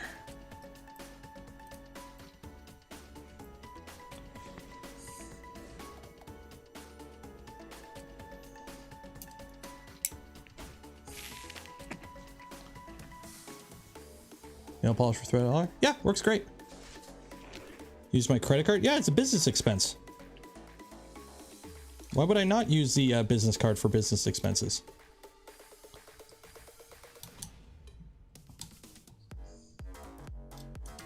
Okay, I gotta undo this for a second, unfortunately. I think. Yeah. I gotta get 2 screws in there. And unfortunately,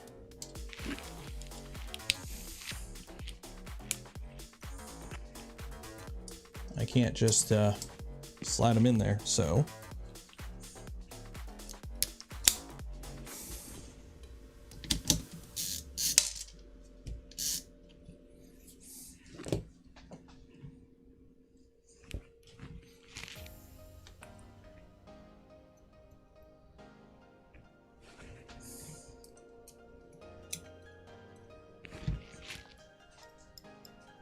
Andrew, CM4 is, oh, you actually, I didn't think you were going to order one. I thought you just kind of had one floating around you weren't using, but appreciate it.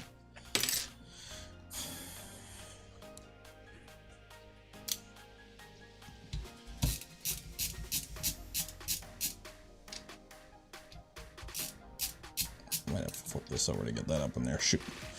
1 second here.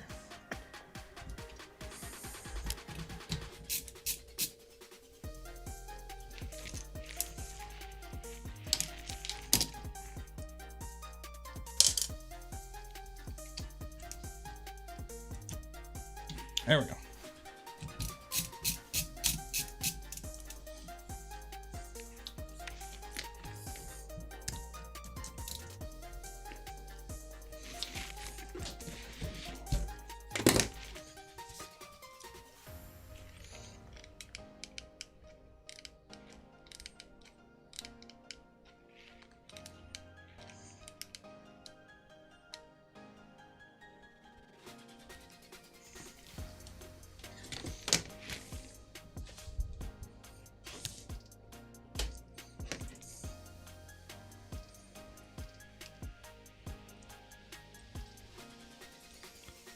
Okay, so it's not like it's high voltage or anything, but put a little hot snot under there just to keep the wires from, you know, in case something were to bump them, they don't accidentally short out or something. Not that it's really an issue, but.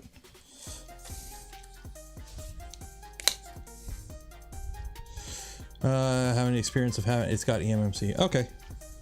I think those are like the only ones you can get now are the eMMC ones.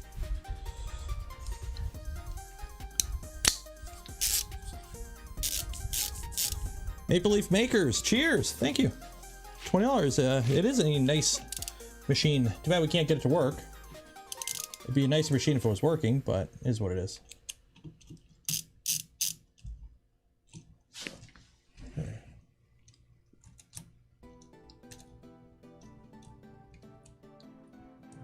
Right about there.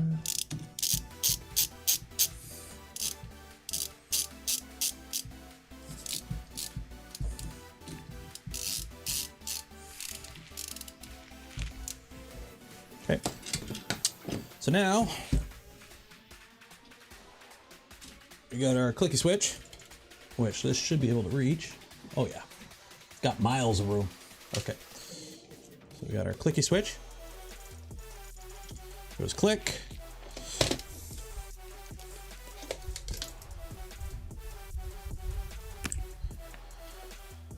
I use seal caps on electronics, like for example when you apply liquid metal to CPUs. There you go. There's a million ways to do it. I just use hot glue because it's cheap, easy, and I got a ton of it. Okay, so we get that in there. Now we got to run this wire all the way down.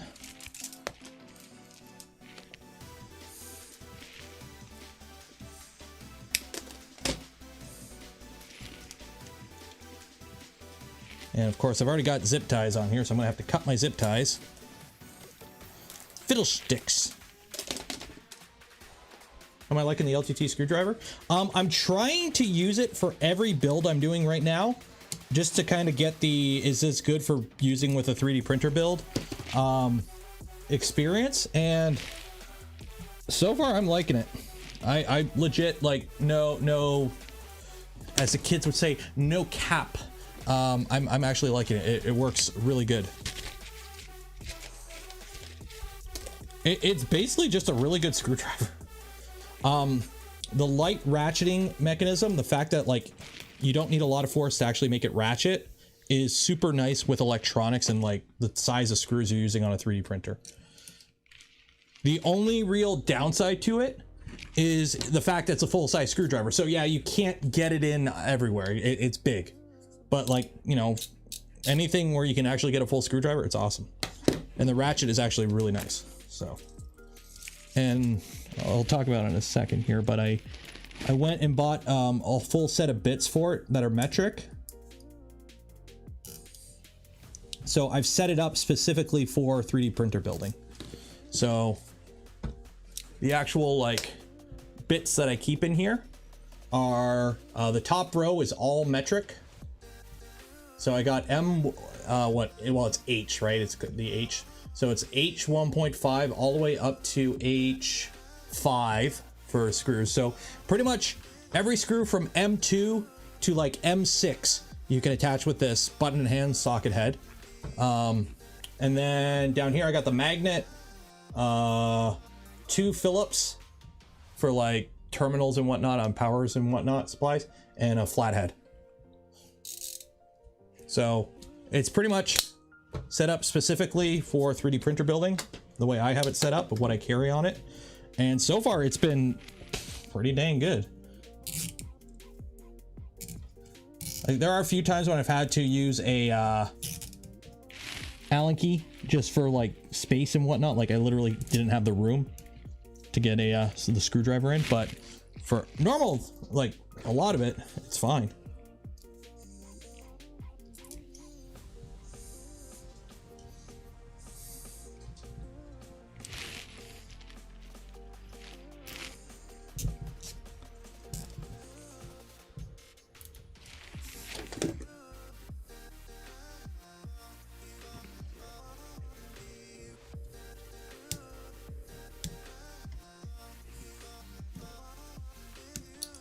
Ooh, don't do that. Don't do that. I'm better than that.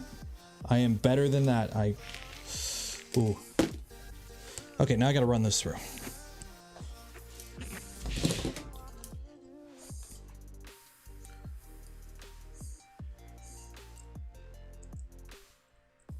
Oh, it's gonna be fun.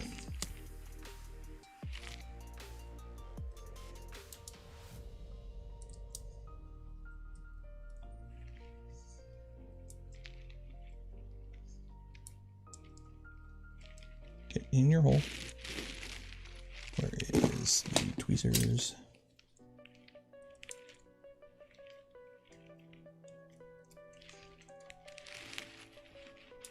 No, get in your hole.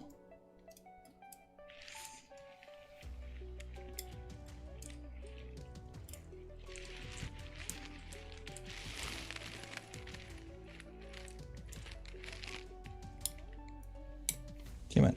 Oh, that's gonna be annoying. Trying to feed both these through here is going to suck.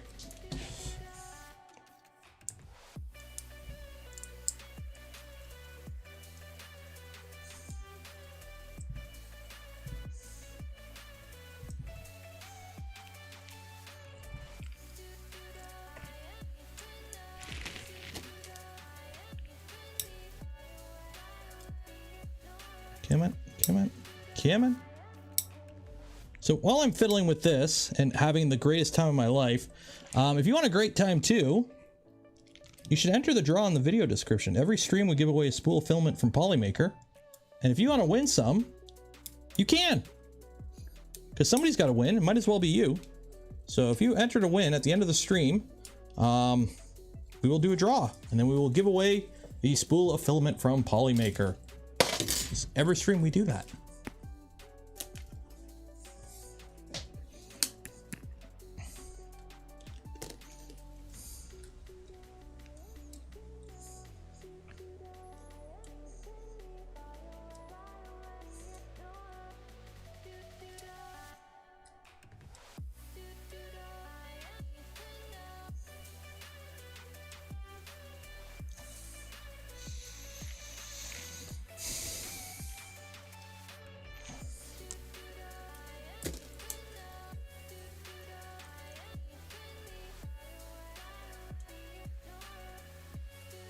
It keeps catching on the stupid sides.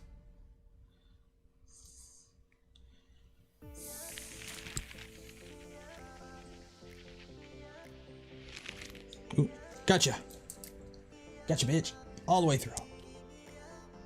Yeah, one's through.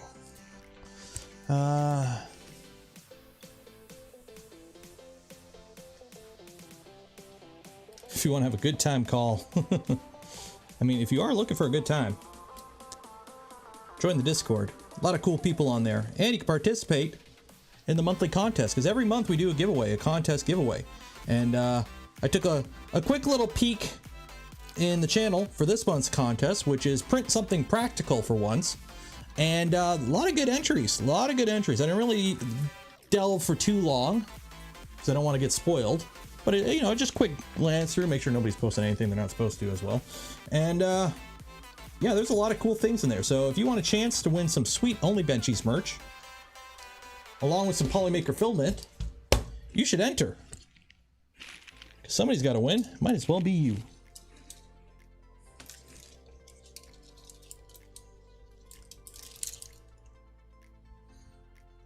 There we go. Easy peasy. Lemon squeezy. Okay, so we got to go over here to an end stop. Man, I really wish Big Tree Tech would label their shit. Seriously, guys, how hard is it to actually put a bloody label on the front of your board? What is this connector for? I don't know. Label it on the back of the board.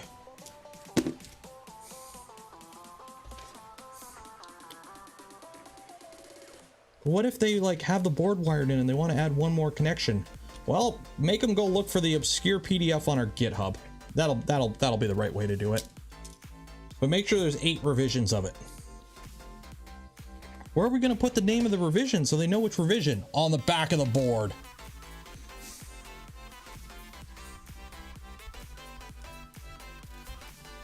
Wait, did any complain during the CNC that we shouldn't be labeling things anymore?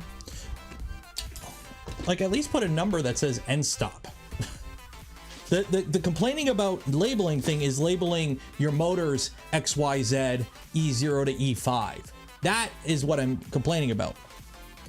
You should have them M1 to M8 or something, or E1 or E0 to E7 or however you want to call it.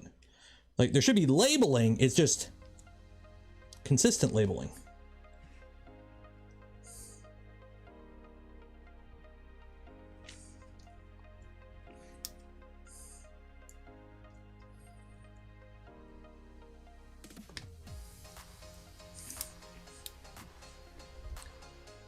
And terrible coloring. Yeah, that too.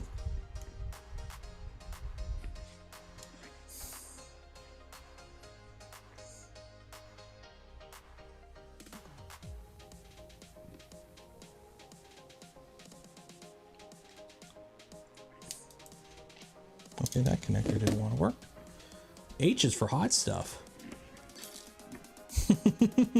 that works. H is for motors or hot stuff.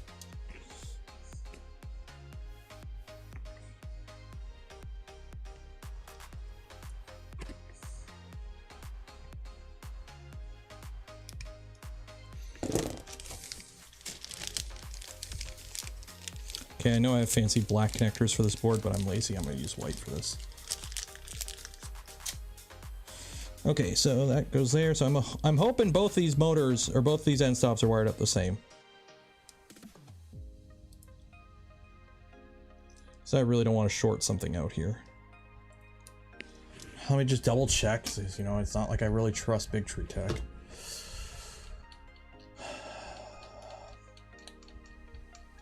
Problem is the chip shortage has been such a pain in the butt for all this stuff.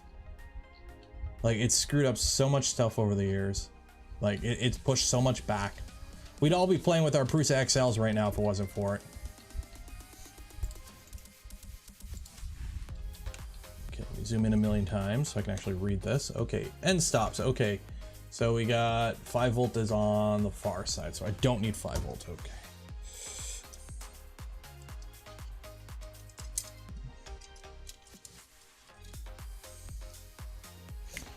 Sweet. So you are, freaking, what are these? So what do we got? We got M6. Okay, well, at least the end stops are labeled M1 to M6. That makes sense. I'm okay with that. See, the heaters, heater 0 to heater 3. Cool, that makes sense. But then you have your motors, which are, well, up here motor, but, oh, they actually did label them motors on here. Oh, this board got the rant about this. Z, 2 Zs. You don't need motor 3A and motor 3B. You have 8 stepper drivers on this board. You don't need to double up a driver. You don't need to. Don't do this. Waste of time.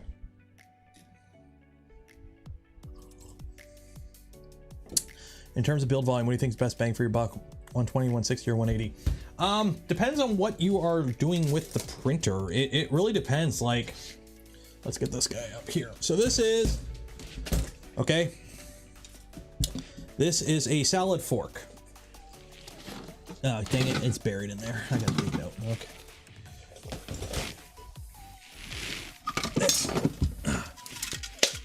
What the heck is that? That's a fan. That is a power supply. These are some motors and drivers.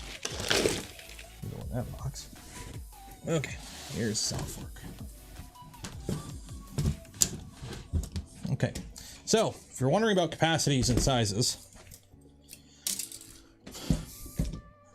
this is a 120 millimeter cube printer. This is a 160 millimeter cube printer. But in terms of volume, like bed volume, there you go. What are you going to be printing? In terms of bang for your buck, these printers do not scale well.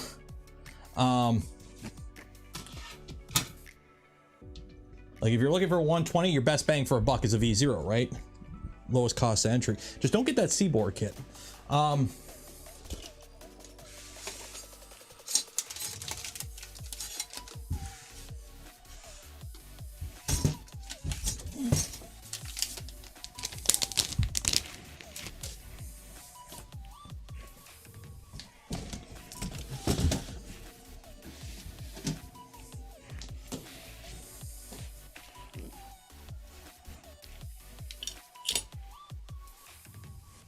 But what if you make it from like 2020 extrusions? Well, then just get a V2. Oh, that's sanity. Salad fork was a 2020. It's like, wait a minute. You're just building the bigger printer. Just build the bigger printer. I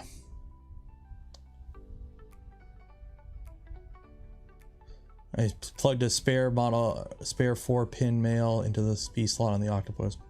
Board and hot glue to avoid issue. Okay.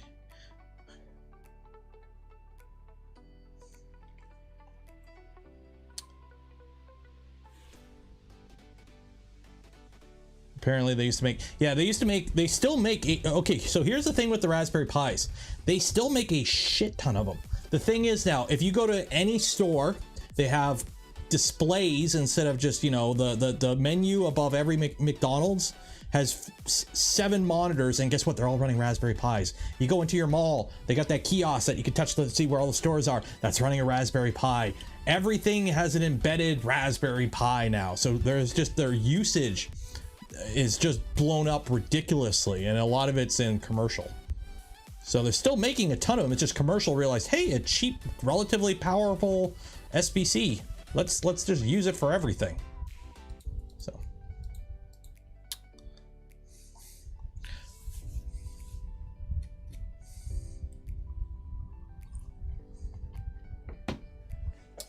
So unfortunately, I think that's about all. We're not going anywhere on this build tonight. I really wanted to get this moving tonight. I am not too happy with that, unfortunately. Freaking, I'm gonna fiddle with this off stream. I'll look up some stuff, see if there's anything I can do. Apparently I can reflash the board. There's like a firmware update or something somebody was talking about. But let's see. What is this board even called? Let's see what I can find. So CB1 Wi-Fi issues.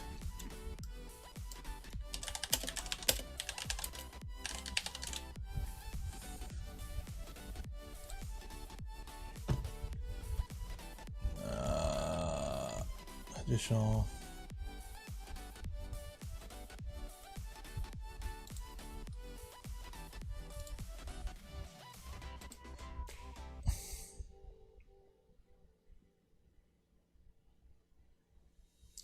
Takes me off most when I see YouTube vids with guys running.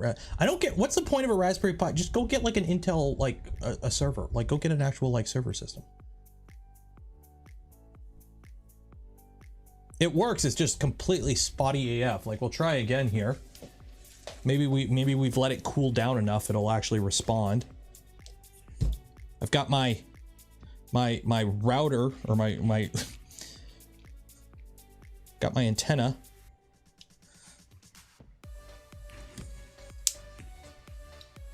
KB3D 35, cheers. Sorry I missed weeks of funds injection. Cheers. Thank you, man. Appreciate it.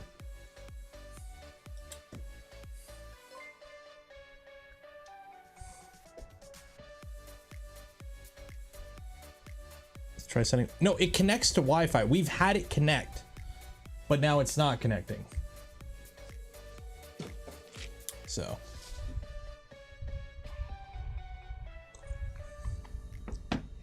Does it need a heatsink? I don't think so.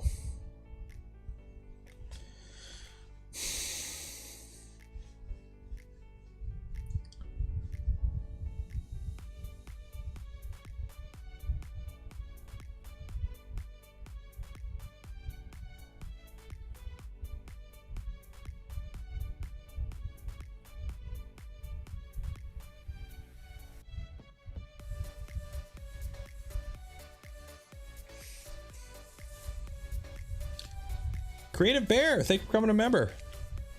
Trust me, it's worth trying again. Well, we're trying. We're trying.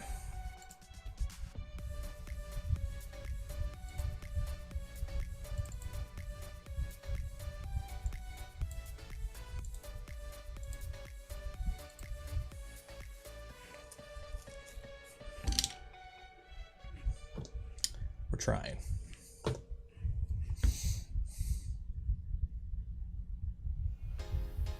Did they not give you a board adapter with a LAN port and USB? Well, no. So if you're confused about how this board is set up, this board is plugged directly on the Manta. So this right here is the CB1.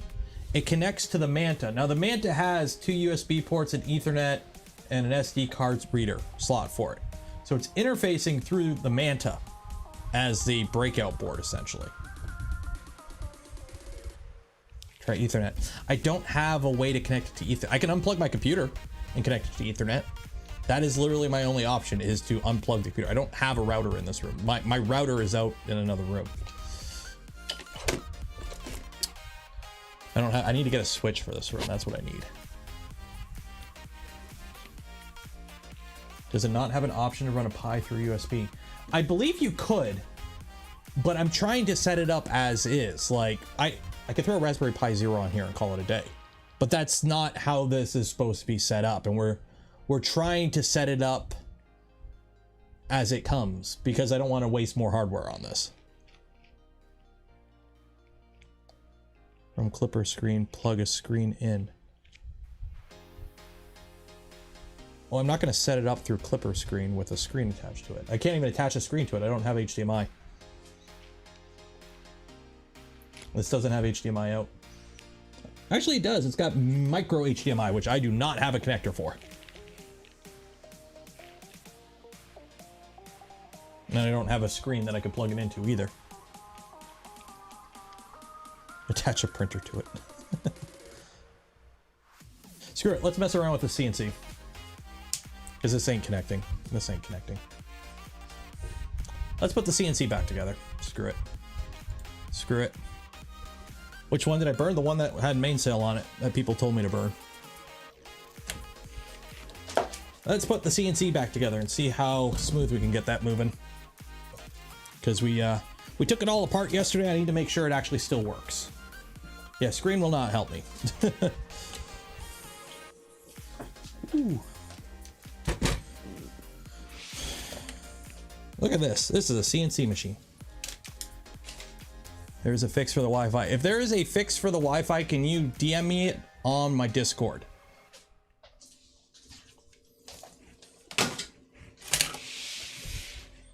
So, we took this all apart yesterday because, unfortunately, as you can see, the bed MOSFET is dead on this. So.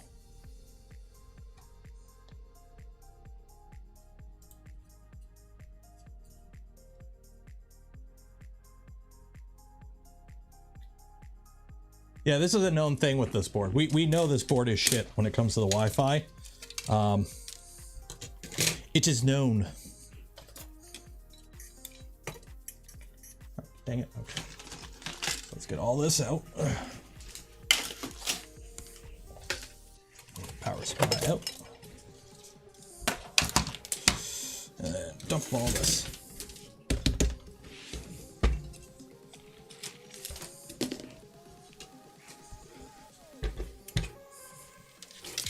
Because one thing I didn't realize we didn't check yesterday is after I popped the MOSFET and apparently sent a bunch of stuff to ground, which I'm not supposed to, I never actually checked to make sure the board still works and the printer or the CNC still moves.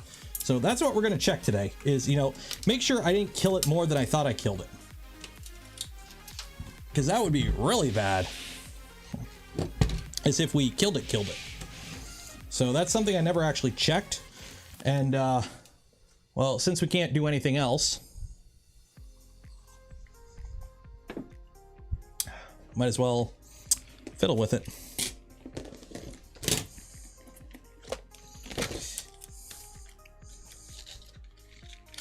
It is what it is. Yeah, magic invisible smoke due to the absence of a flyback diode. It is what it is. Okay, so let's put this back together.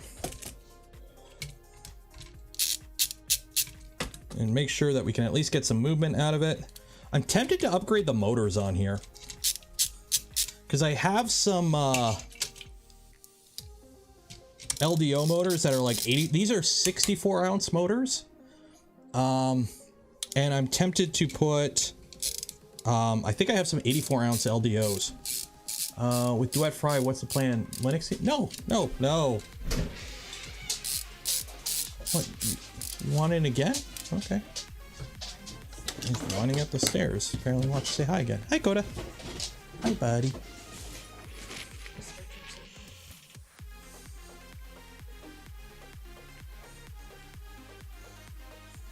You guys are spoiled to get doggo twice today. Shorted MOSFET. Well, apparently, I'm pretty sure it's not, the board's not dead. The board's not, or I'm hoping the board's not dead. We'll find out in a minute. But it's just the bed MOSFET. So I disconnected the MOSFET. There you go. I disconnected the MOSFET so that the it's not always on now, so it shouldn't trip the error it was given before. So I'm hoping I didn't kill anything else. That's what we're kind of double checking, is make sure I didn't kill anything else, essentially. That's basically it. So, yeah, we're still going to run rep wrap firmware on this. There's no point in switching. Okay, so let's see what we got. We got Z motor, I believe. Z motor. Z end stop. Look at this. Everything's nice and labeled. And it's labeled on the front of the board. So I could just look at it when I plug everything in and just know where it goes. Oh my God. This is such a revelation. Like, who would have thought that putting the actual labels of all your components legible in clean text on the front of your board will allow you to set things up correctly. Who would have thought about that? Who? Why? Look at that. Look how quickly I wired this up. That is E0. So that's going to be the E-stop once we get it working. Look at that. Look at that. Here we are. Look at that. Oh, Bearded Bucket gifted 5 community memberships. Cheers. Thank you. Appreciate it.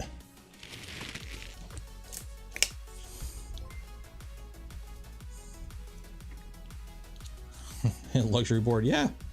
What is good hardware? You know, the price, yeah, it kind of sucks. Don't get me wrong.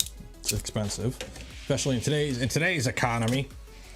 But it's good hardware. It works.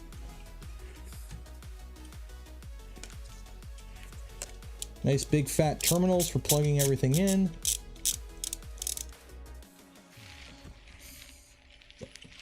Now, full disclosure, this isn't a duet. This is a clone duet that I bought like 4 years ago. Yeah, 4 years ago now. So it doesn't have like true duet quality, and it's one of the older revisions of the duet, so it doesn't have the all the fuses, replaceable fuses. Alan, thank you for becoming a member.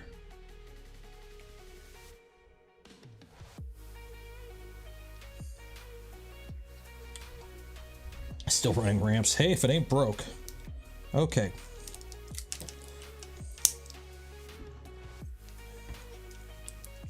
So I still have VIN 5 volt and 3.3 volt rails. I'm still getting power correctly. Everything there seems to be okay.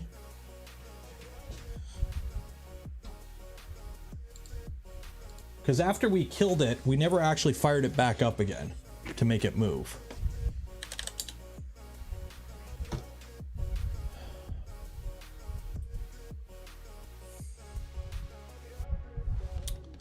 System. What current are we running these motors at anyways? Set motor current's 800 milliamps. Should I be running? What are these motors even rated for? 1.2 amp per phase. Okay, so 800 seems okay. Seems okay. Well, home all.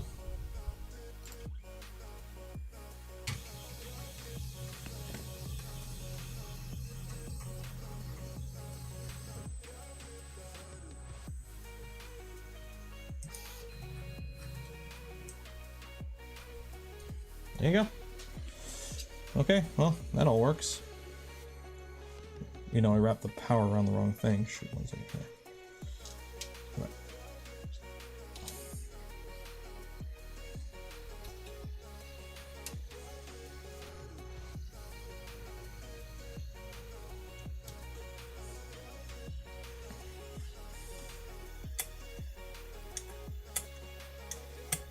Oh, the e-stop works too. Okay, I gotta program up an e-stop. Yeah, there you go. So that moves. So or what is it? G1 X 10 Y 10 Z 10 F 6 or I think F6000. We'll try F6000. I don't know what my limits. I think my limit's like 1,000 millimeters a second or something. So this is how fast it can go. I can obviously speed it up if I really wanted to.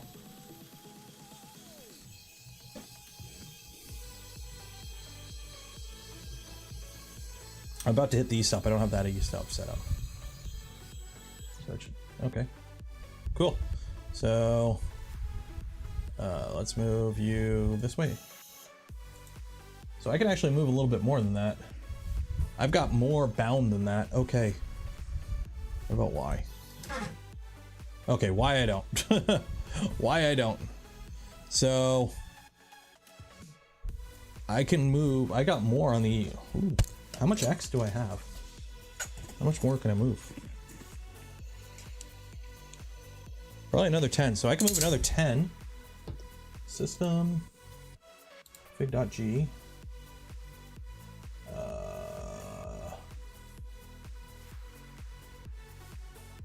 Set axis maximum. So we'll drop that to 295 because that made a funky noise right at the front. And that should be 190. I think I got 190 of travel there. And save. Run config file. Home all. I'm gonna bump that up because it's gotta be moving more than that. Save. And home X.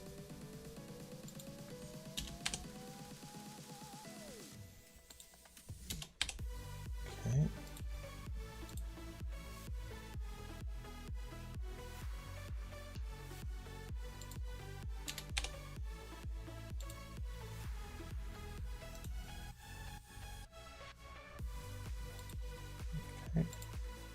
Home all.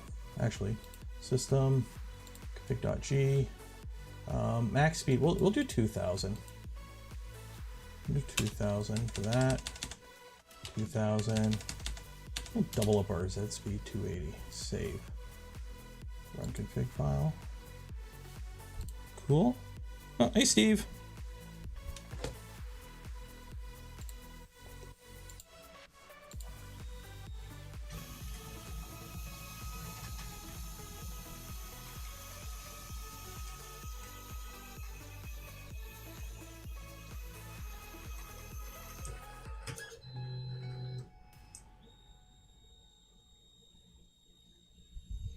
There we go.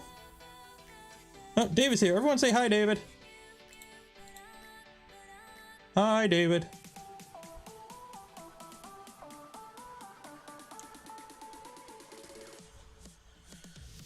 What Clipper branch? The rep firmware branch.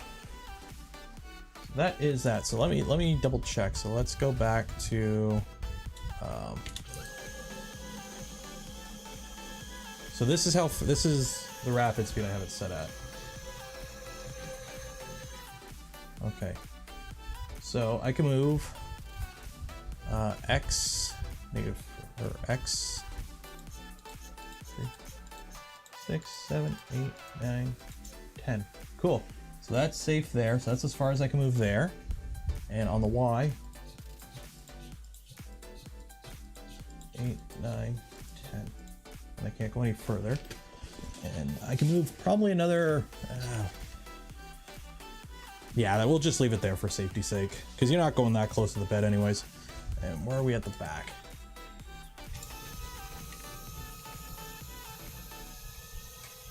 This would probably make a decent CNC.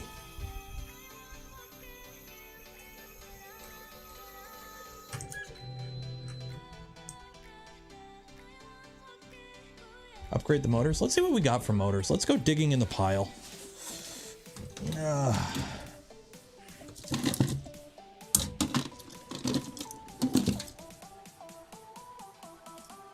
I should have some chonky LDO motors in here somewhere, unless I've used them over the. I may have used them for stuff. Yeah.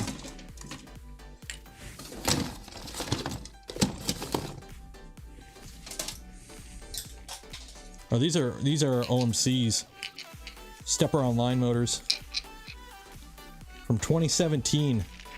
So these are original Voron vintage motors. Like original Voron vintage motors. Yeah, these are some classics.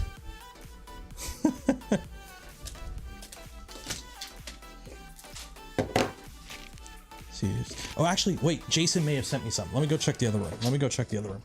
Because Jason likes to send me care packages, and I got one a while ago. Come on. LDO motor. Oh, yeah. There we go, baby. Ooh, a power supply. Oh, shit. Okay, thank you, Jason. Okay, we'll use that power supply for this build, then. What the hell is that? Okay.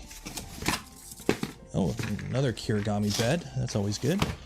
Okay. Okay, what do we got here? What do we got here? What do we got here? Let's just grab everything. Grab everything, and we'll use what we use.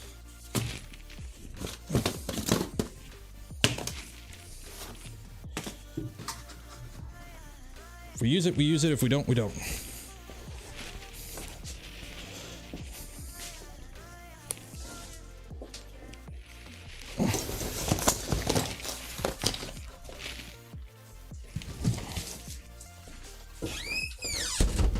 Okay.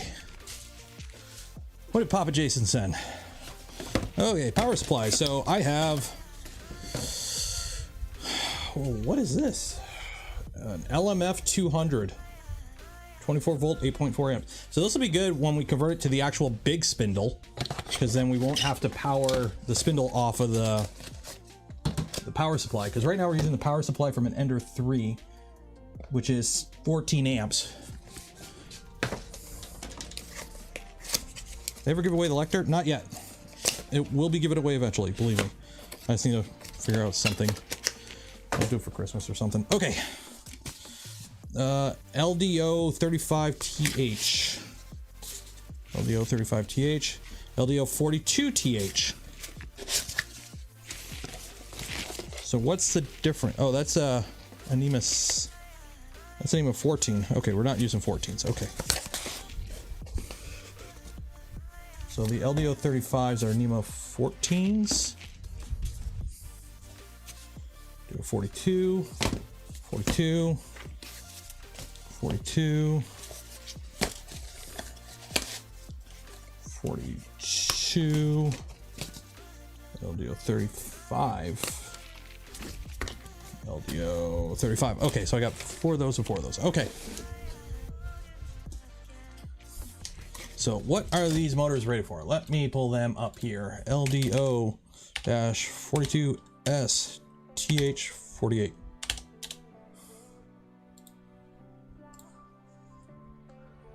Cool, these are the motors. Okay, so there we go. They are 100C rating, 2.5 amp. Oh, they got beefy boy, 55 NCM, which is like 84 ounce, I believe. Yeah. So these should be an upgrade. These will be an upgrade. So let's kill the power. Turn that off. Okay. So what's the easiest way to swap these motors out? They got the same bloody connector. This makes it very easy. And the wires go into the same ones. But would you look at that? Plug and play.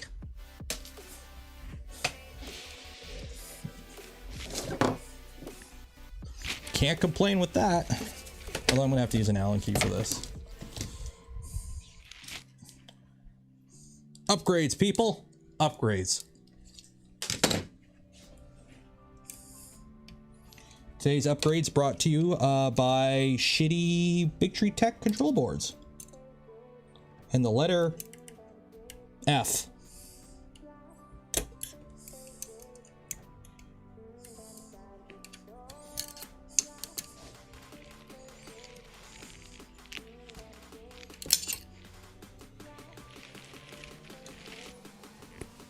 Now, I'm not going to bother with the Z, because it's Z.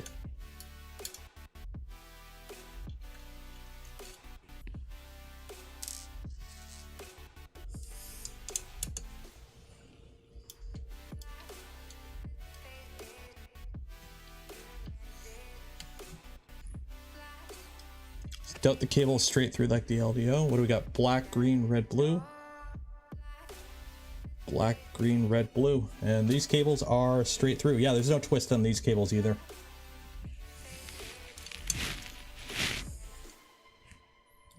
Time for more whiskey. I agree with that. I don't know why I had to approve that message, but I had to.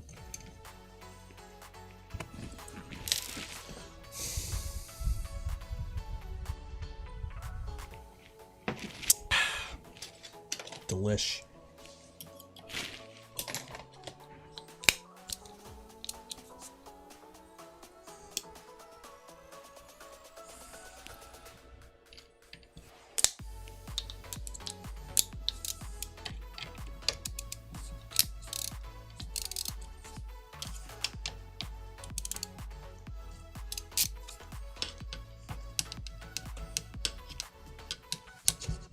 Linus, you said this wouldn't stick to stuff.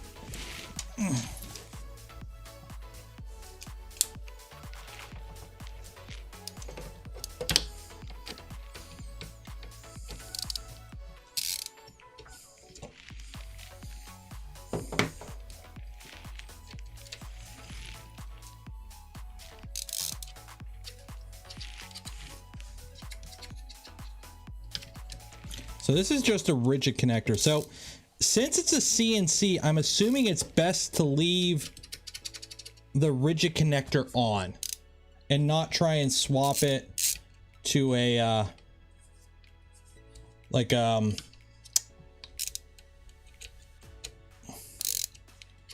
can't pull that off. Yeah, that don't want to come off. We're not going to fiddle. 'Cause I do have octocouplers, like the where are they? Where are they? Where are they? No, I have some somewhere.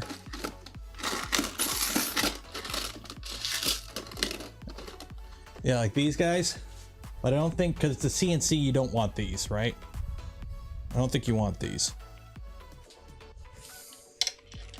They're not going to fit anyways. Yeah, they wouldn't fit anyways.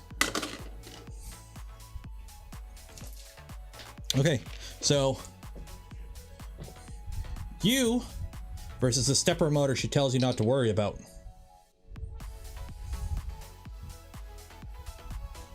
You do want those? Well, they're not going to fit. It won't fit in the little gap there. Maybe on the bottom I could put them, but I can't put it here because it wouldn't fit into the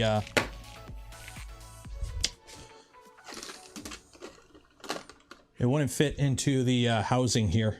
It's not big enough to fit, unfortunately, because it rides over this, and this is too big.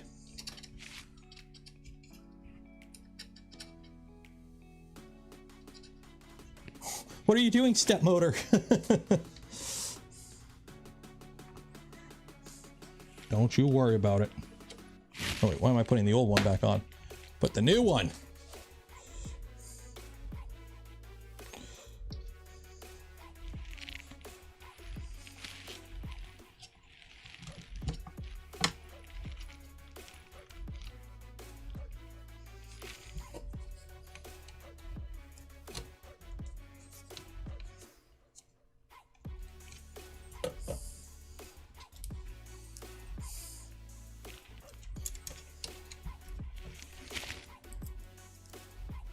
LDO 42TH LDO 42STH 48-250 for AC. Yes. Yes, it is, John Stern.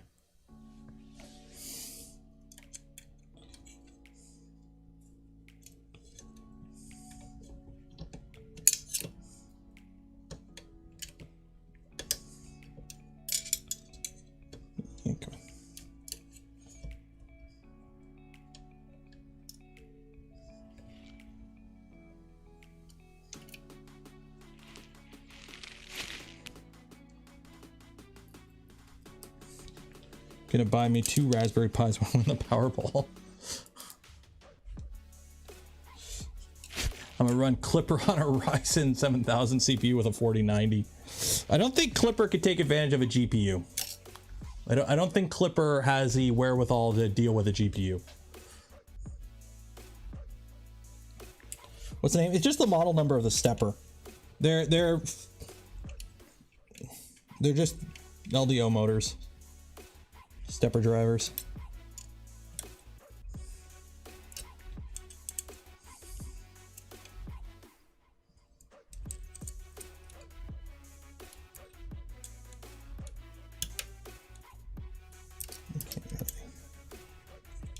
There we go.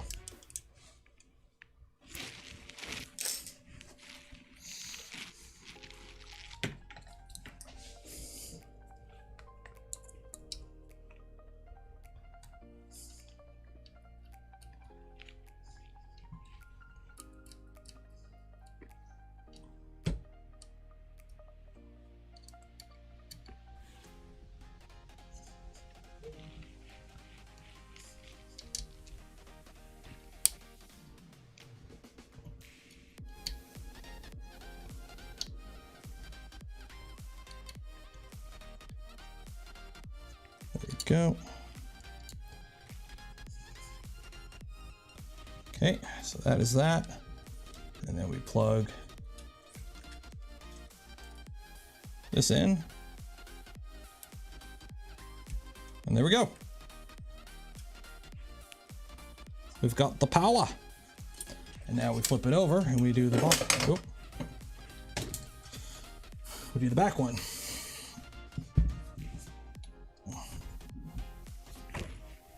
So this one I might be able to put that coupler on because I got room. So we will put this fancy coupler on. Because why not?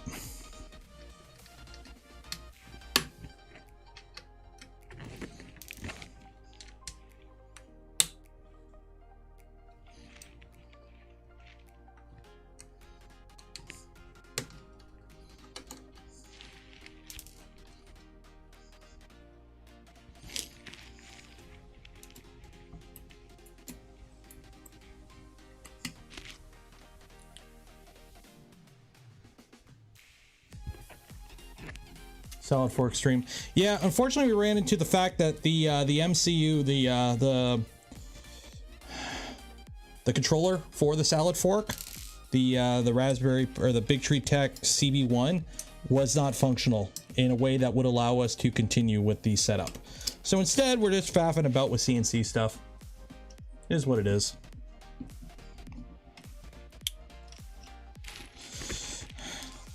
You got to be able to adapt.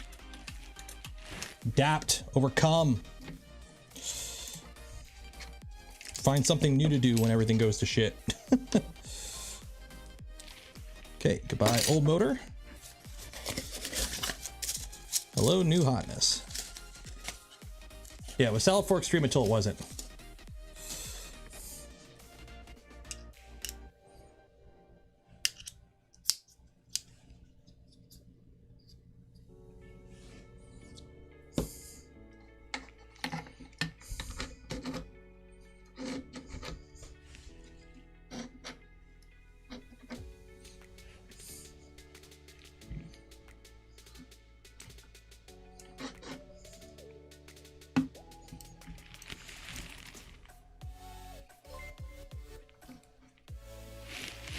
Listen for the click so I can position this correctly.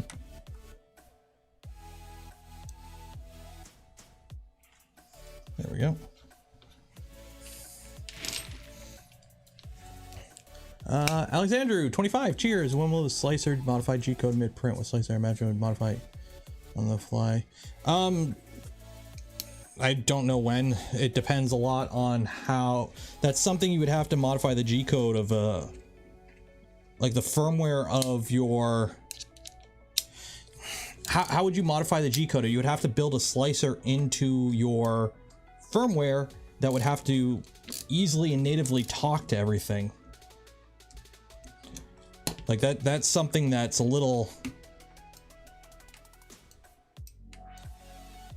out there, I believe, unfortunately.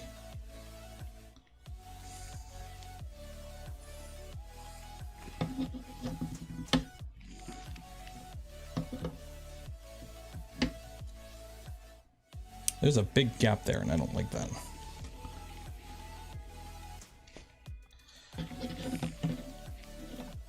Yeah, whatever. Worst comes to worst, it just don't work. Yeah, the best ideas. Cool. Speaking of ideas, if you haven't had the chance to enter to win some Polymaker filament, we give away a spool every stream. So if you want to win some, enter for your chance in the video description.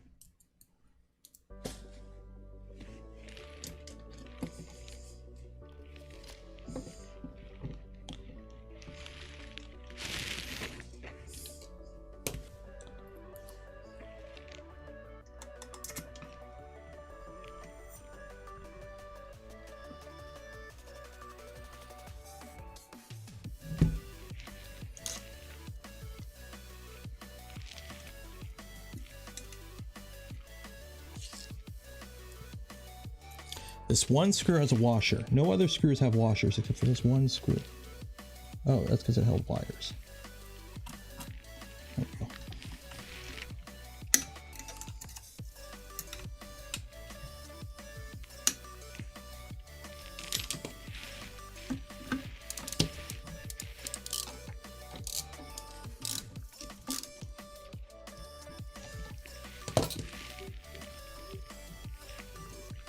Okay.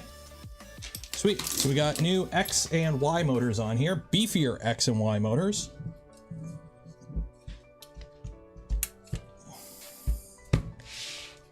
Now let's plug this in. And see if it all seems to work right.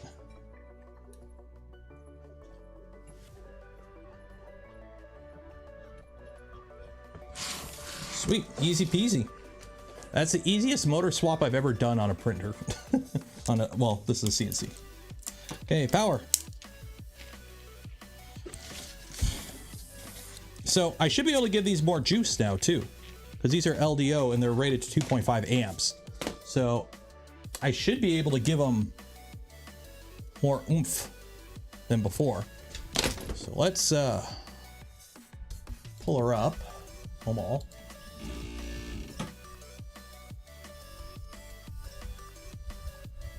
Warning, driver A phase short to ground.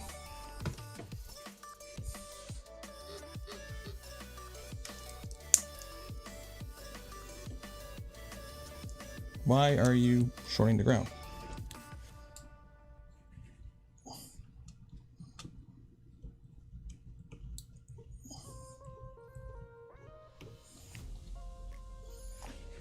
What do you mean short to ground? You got the same pins as the wires. Because you've got, let's see here. Oh, the middle two are swapped. And, okay, so what do we got here? What do we got here? We got black, green, red, blue. Black, green, red, blue. But these ones are swapped. Oh, I see. These are swapped. So I gotta unswap these. Yeah, because if you look on these ones, they have the same, the wires are in the same, like, green, red, well, I can't, blue, red, green, black, blue, red, green, black. But on these ones, the middle two wires are twisted. So I need to untwist them. Somebody mentioned it, and I thought I looked at it, and I didn't see the twist.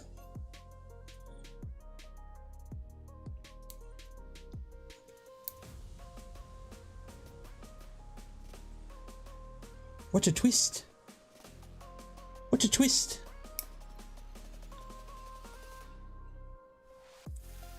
So we'll just swap these around. Easy peasy.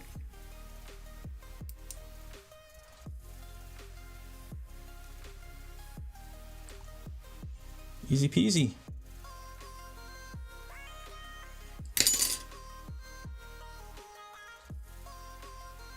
Easy peasy.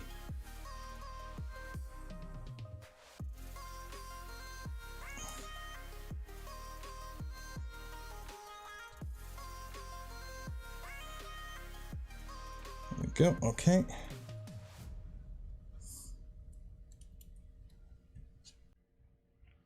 And do that. Oh no, not.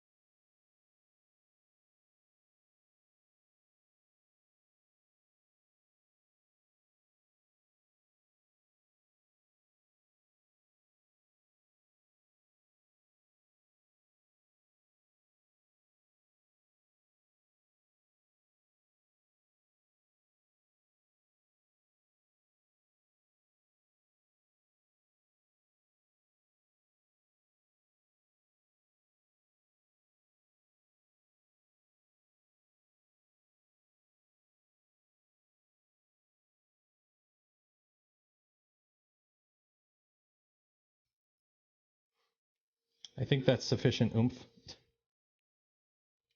Forgot the power cable's got to be able to run.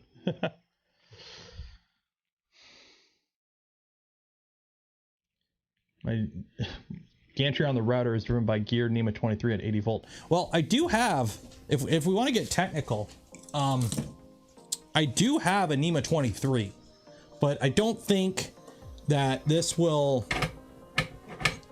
connect too easily. So.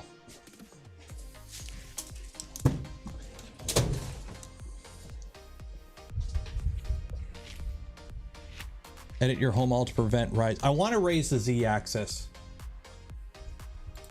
Actually, shouldn't it home? Oh, wait, I got to home the Z first. If I hit home all.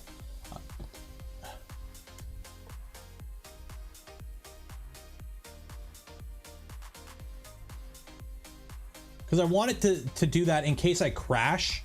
I want it to raise the Z.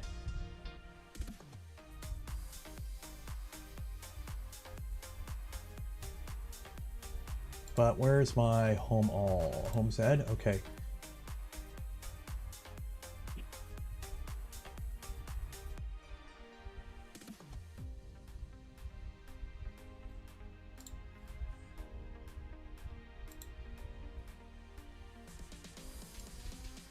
So if I put this at the top, will that home Z first?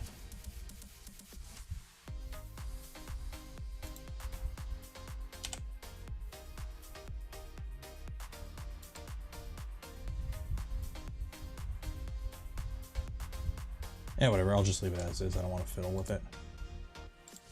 Oh, we got the porn bots are here. Sex 69 fun. Nice. Goodbye. Report.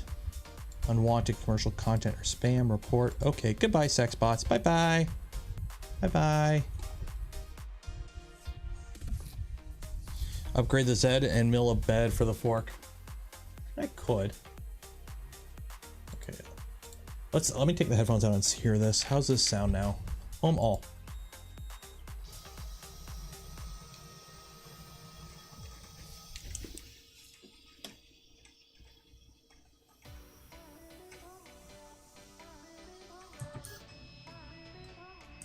Oh, that sounds so much better. That sounds so much better.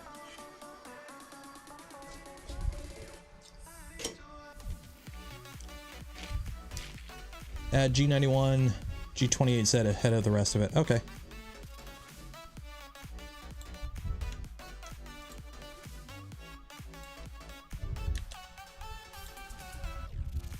Okay, so system. Home all.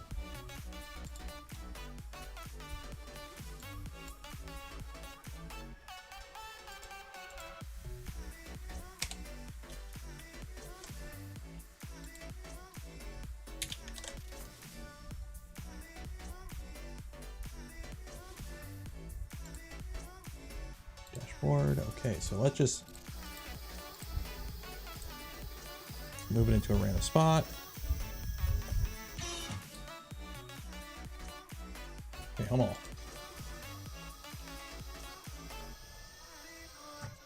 G28 cannot be used within a homing file. Okay, 1 second.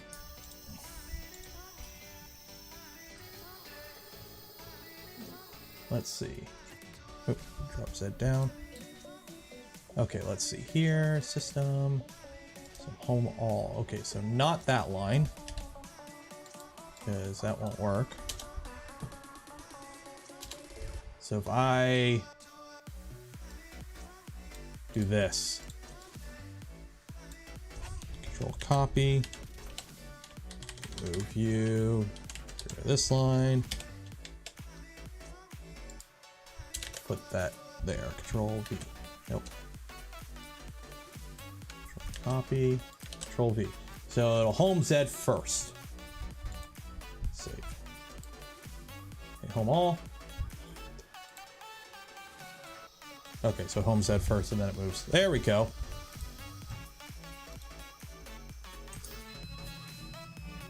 There we go. So it homes Z right away, gets it out of the way, and then moves XY out of the way. There we go.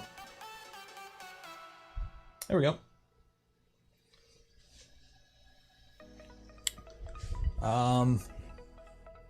Okay. Duet. Set up estop. How do you set an estop up? Connecting an emergency. Connecting. Okay. Connecting emergency stop.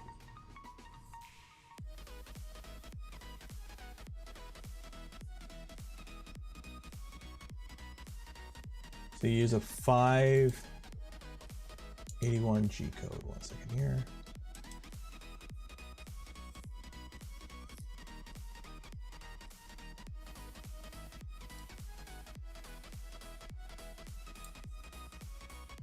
Okay, J1.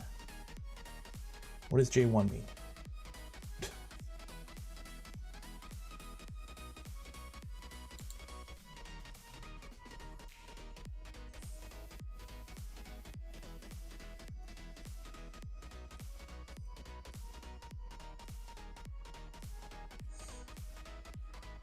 No, the spindle's not wired up right now. I'm not going to fiddle with the spindle wiring. So M950. Okay, so we got to set an M950. So what's an M950?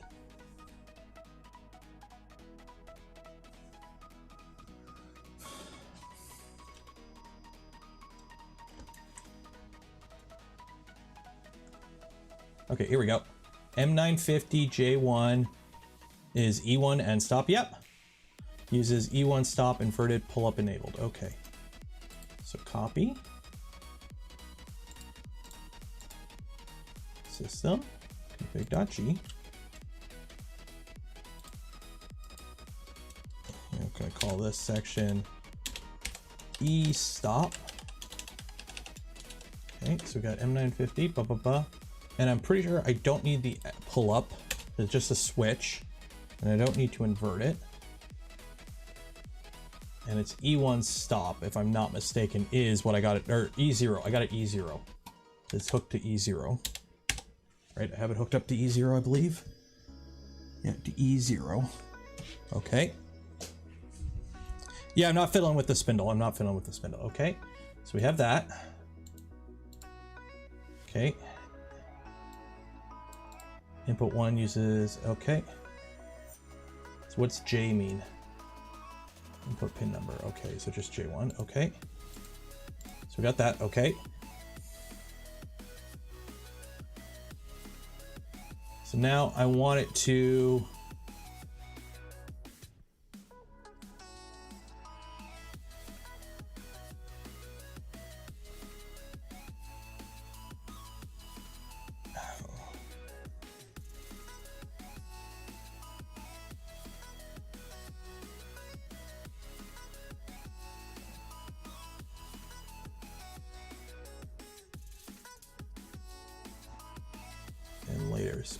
wow, I'm as someone like I used to do rep wrap. I ran rep wrap as my main machine for years, and then I switched to Clipper, and now I'm trying to go back to rep wrap and just like I just want to make this an e-stop. When I hit it, it triggers an M112. That's all I want to do. But I'm like, it's like reading gibberish to me right now. So configure external trigger. Okay.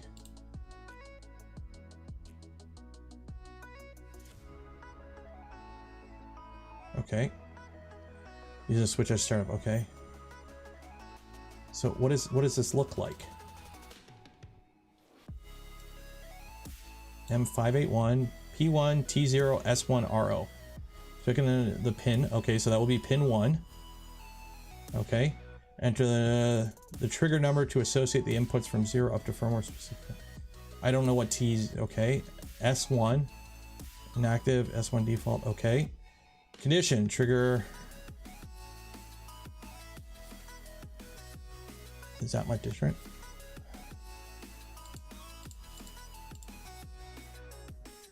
Like I just wanted to do M112 because if you in Clipper or in rep firmware, cancel, save, cool. Okay, file, kill. So in Clipper, if you enter M112, boom, e-stop. So all I want to do is when I go boom, e-stop. because this is a switch. This is just a straight up switch wire to the board.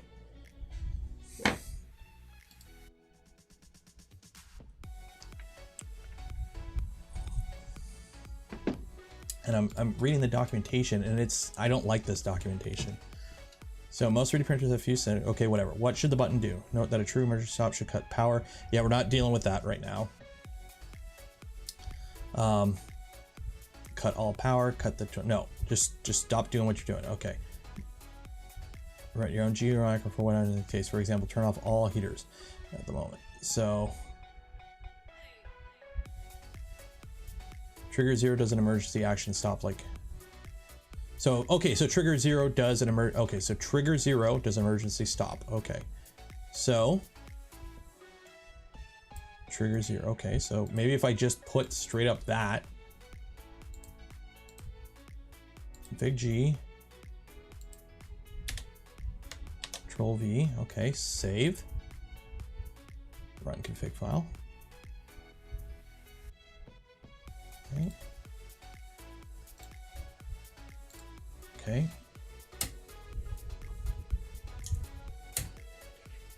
It's lighting up.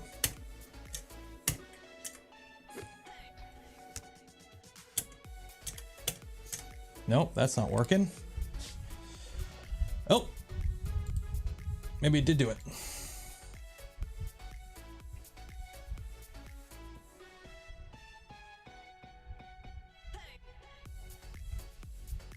Okay, home all.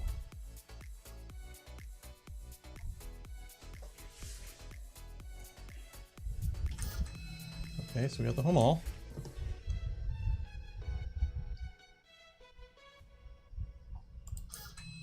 Okay. So let's G1, XY10. Okay, go on an adventure. E-stop.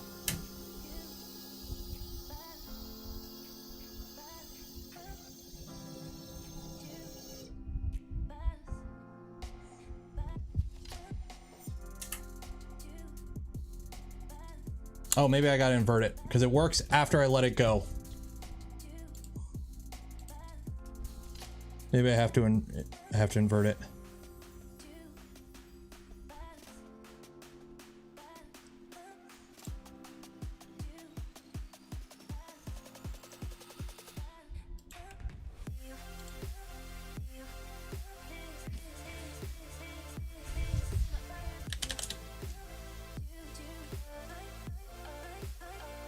Because when I push it down and then when I reset it, it triggers.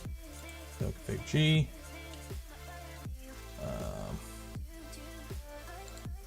So invert it. Save. Run config file.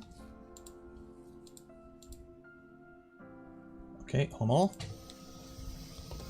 And e-stop. Booyah! There we go. I just had to invert it. There we go. We're good. We are good. There we go. I got the e-stop working. That's good. Happy there. Happy dances. Yay. What are we at right now? 10:53. If you haven't entered for your chance to win some Polymaker filament, link in the description. Enter right now.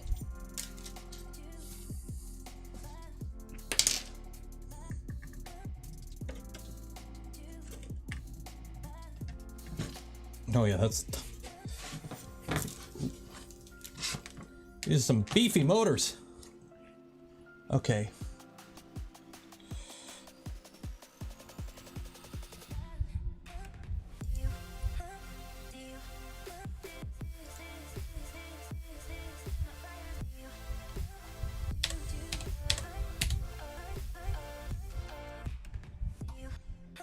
Status halted. It won't. Uh-oh.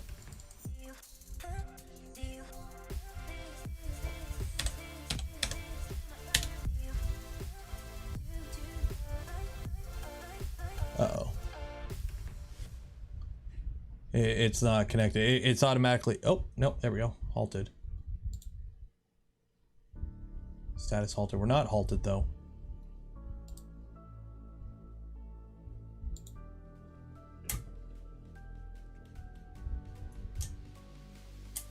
we're not halted anymore. What's going on?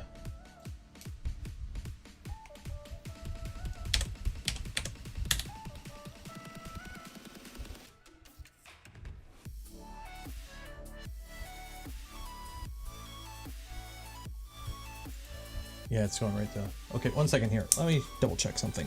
If I remember correctly. Oh, that's why. Okay, 1 second. There, come on. It's wired up the way we don't like wiring stuff up. It's NC, not NO, I think.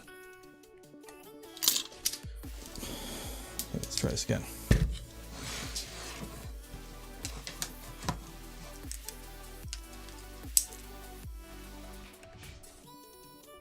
By the way, I love how quickly a Duet boots up.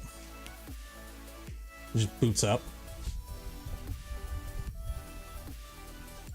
Okay, home all. Okay. So now I gotta uninvert the pin.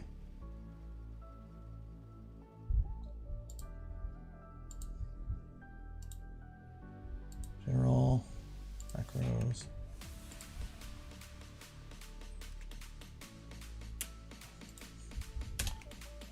Save.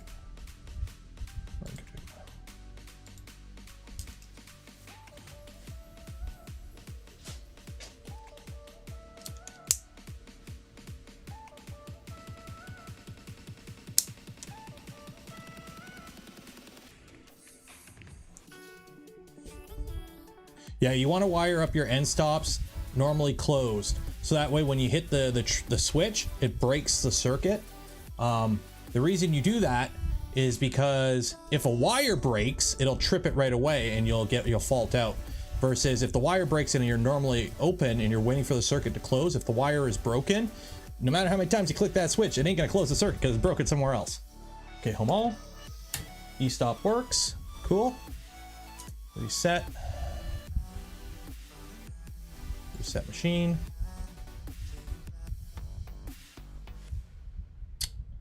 Probably got to reboot it.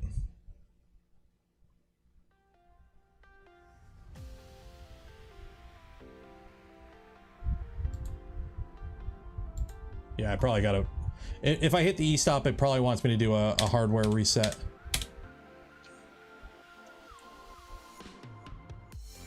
Yeah, so I got to do it. Okay, so if I hit the E-stop, I've got to do a hardware reset. M999. What is M999?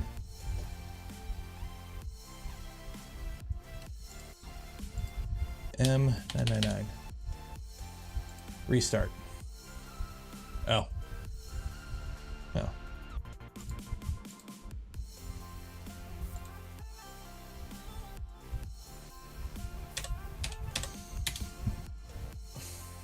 No, it's still glitchy. It's still saying halted.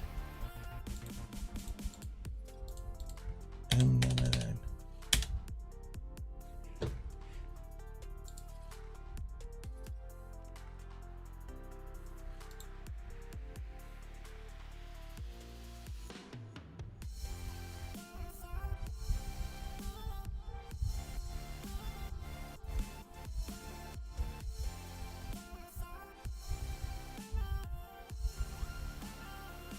What's going on here?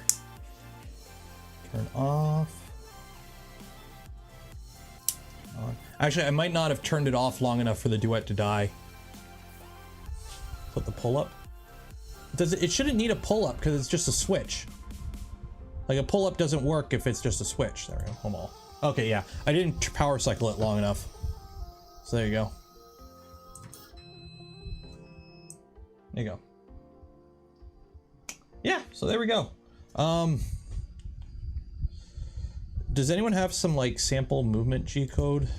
Sample movement G code.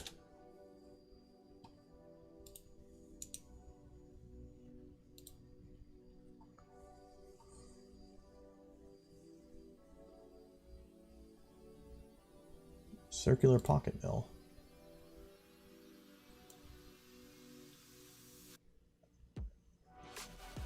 Oh, that's too big.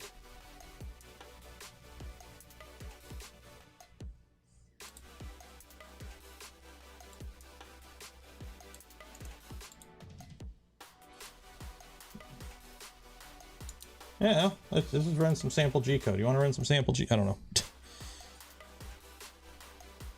B1 engineer has a crown design for testing.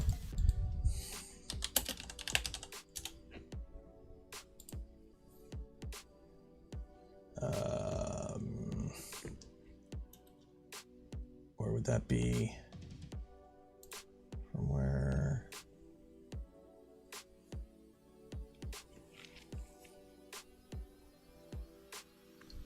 I just want to do like some sample G code CNC.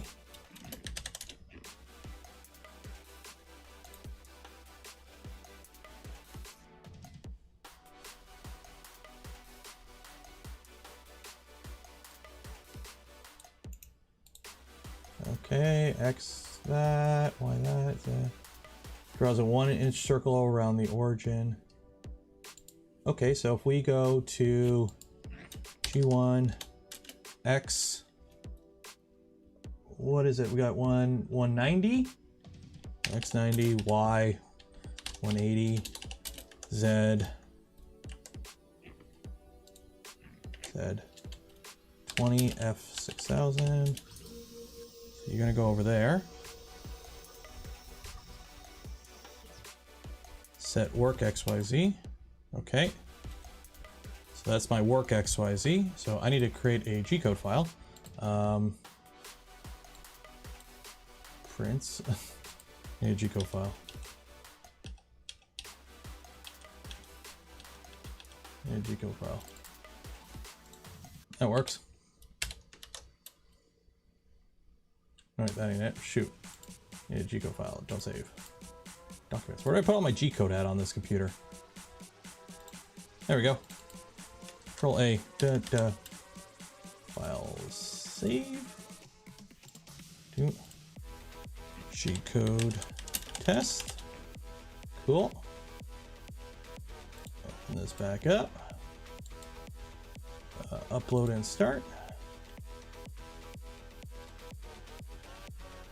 Documents. G-code test.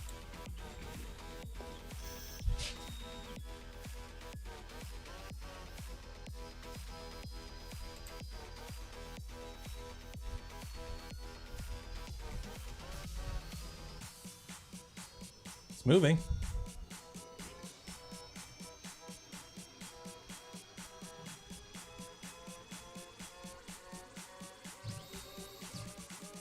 Okay. Apparently didn't understand some of that G code. I didn't understand the J's. Console back command. I didn't understand the J's. Didn't understand the J's. Okay.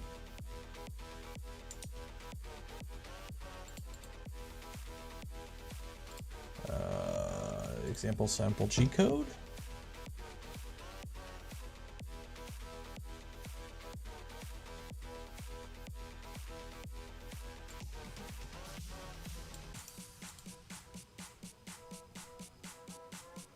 Start point, blah, blah, blah. 50. Hopefully that's millimeters. Yeah, that's all in millimeters. Okay, so it should be able to read that one. Should be able to read that one. Hello, people. Load the speed test. I don't think I can load the speed test for the V0. If somebody has the speed test for V0, let me know, and I'll give it a try. I'll see what happens. Upload and start.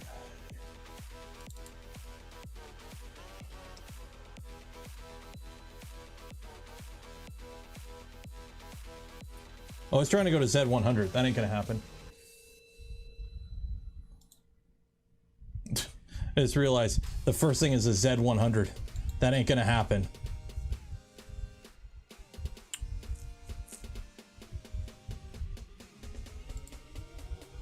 Let's try that again. Z10. Z10. There we go. I'll save. Okay. Home, dashboard, home all.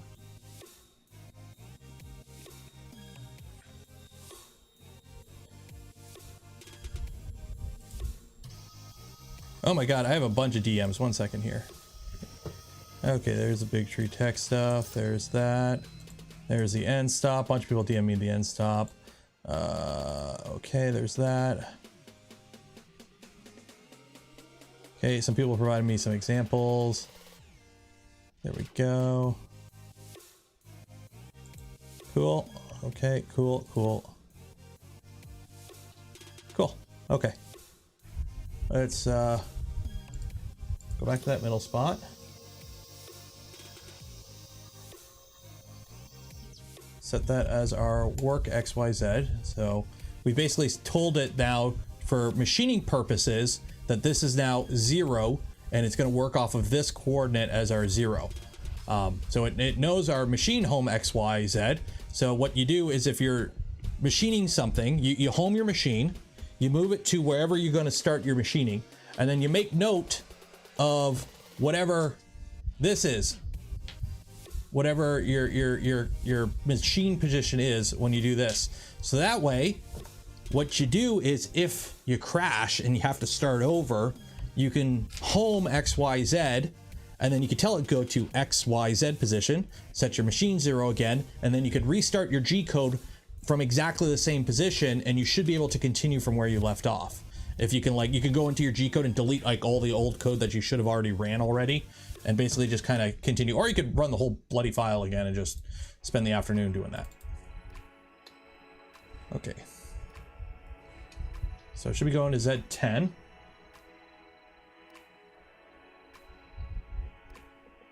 You're gonna crash. Oh, nope.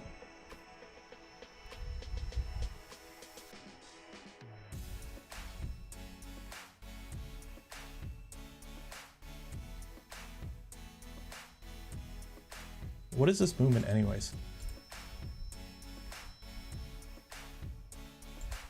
I don't even know what it's doing. Going to X negative 50. So it's going 50 off that. What's it doing? Is it milling a pocket? Oh, it's drilling holes, I think. Oh shit, where are you going? Finish file. Okay, cool, whatever. I don't even know. I don't even know what it's doing. I'm just throwing random G-code files in it. What size? So in terms of workable area, we have, this travels about 45 millimeters on the Z. We have about 190 on the X, and we have 295 on the Y of usable. Now, obviously that's your max travel, so you're gonna have to clamp stuff on. If you're sticking stuff to the bed, you can use the whole thing, but if you're using clamps and whatnot, you're not gonna be able to use the whole thing. So this is a Comgrow Robo CNC. So this is a off-the-shelf CNC. I've upgraded the spindle, but at no worky. And then for the controller, we're running Duet, because I got a Duet 2 strapped on the back of this thing. So yeah, so I'm just kind of happy that I didn't fry it.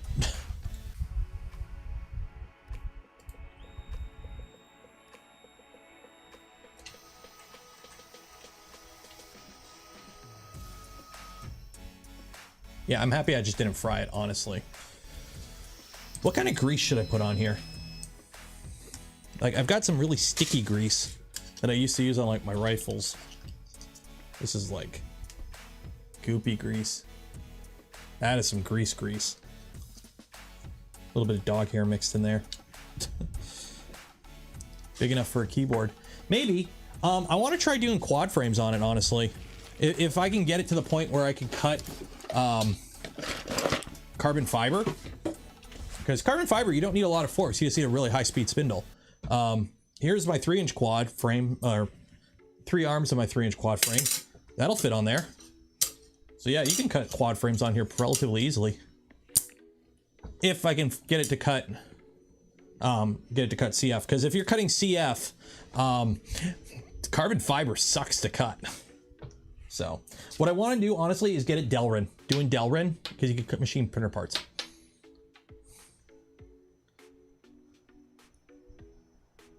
Do I plan on replacing the MOSFET? Yep, somebody suggested I buy these.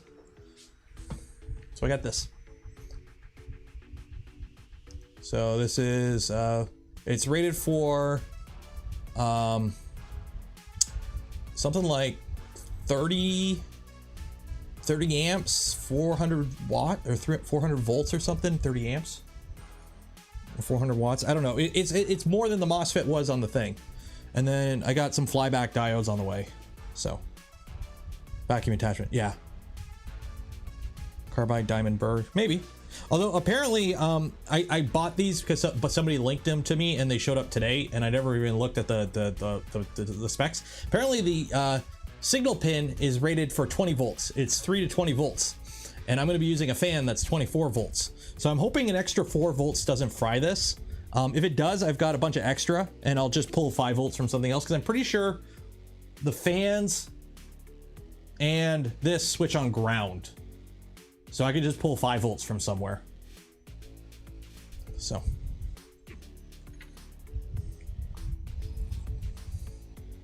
I haven't even finished my drink. But yeah, I could just pull 5 volts from somewhere, I think. Turn this off. Use a resistor. What kind of resistor? Like, I don't know anything about EE. I did not pay attention in my EE classes in high school, put it that way. So anytime you guys tell me EE stuff, I'm like, you need to specify. Buck converter. Oh, can you PWM through a buck converter? Because I have a whole whack load of these guys. Can you PWM through a buck converter? No. Yes. This is why I don't trust you guys. So I've got a whole bunch of these, which are, I don't know, but they drop it down to 5 volts.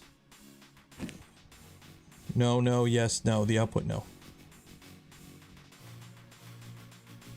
There is no PWM line. Okay, never mind.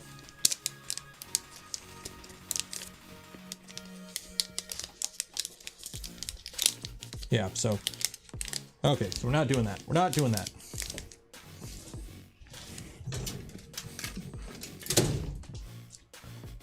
I mean, I got 5 volts on the GPIO headers here. There's one of these first pins here is 5 volts. So I can just pull the ground from a fan and a 5 volt from there and go into here. Or I could just feed it 24 volts and hope it doesn't pop. Because I could just use big chonkula, this big honkin' MOSFET with the flyback diode and call it a day, but this thing's massive. I don't want to ruin, this is nice and compact. This thing's fucking massive. Although mounting it would be easy, I would just drill some holes, drill and tap.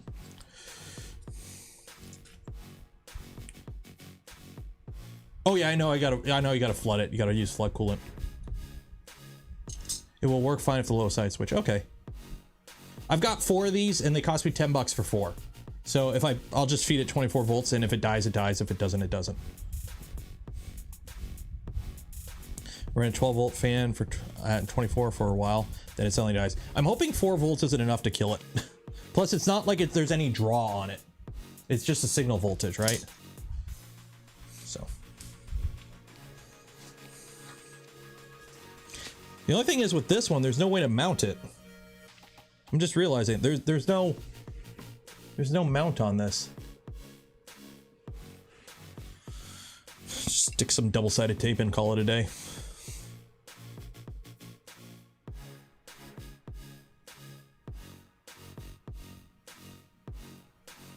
Yeah, I'll just VHB it.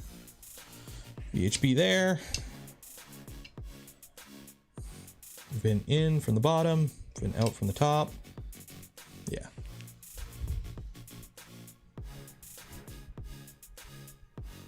Print one, hot glue. I mean, it wouldn't be too hard to print a mount for this, just clip it on. Yeah, I'll make it work. I'll figure something out. It has 2 holes, but they're for soldering on this. Actually, no, it does have a hole. I could, yeah. It does have a tiny hole. I can mount it. I can mount it right to that. I just gotta put another one. No, that wouldn't work. Those are M2 holes. Dang it.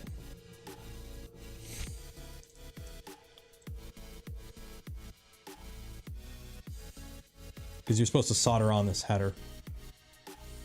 That's just sketch time. Whatever. I'm gonna end the stream there. This has gone on a little bit longer than I expected, and I'll be honest, was not as productive as I was hoping. Today's stream was kind of a shit show, unfortunately, guys. I was really hoping to get the salad fork up and running, or at least moving today. The fact that I couldn't even get the like clipper, like the Wi-Fi to even work is kind of really frustrating, unfortunately. So that is kind of, it's cramping my style, man. Oh, YouTube's letting me know I'm live right now. Cool. It's cramping my style. It's ruining my vibe. But on the bright side, somebody's about to get a roll of filament. So every stream we give away a spool of filament from Polymaker. If you haven't entered, you get a better chance, or another chance, on Tuesday, which, by the way, we are back to the 2 p.m. start times for the next 2 weeks, just so you're aware. So Tuesday and Friday streams will start at 2 p.m. EST. Yeah, we're gonna call it there. Give me a number between, I don't know, 10 and 15. Number between 10 and 15. Actually, I probably should have copied all the names over first. So let me see the number, then I'll copy the names. 11 works. Okay. Copy all the names over.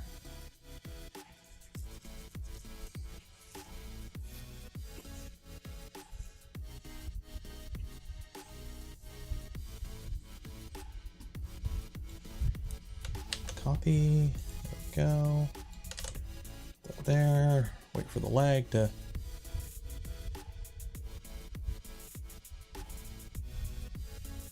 Routers are preset to only allow.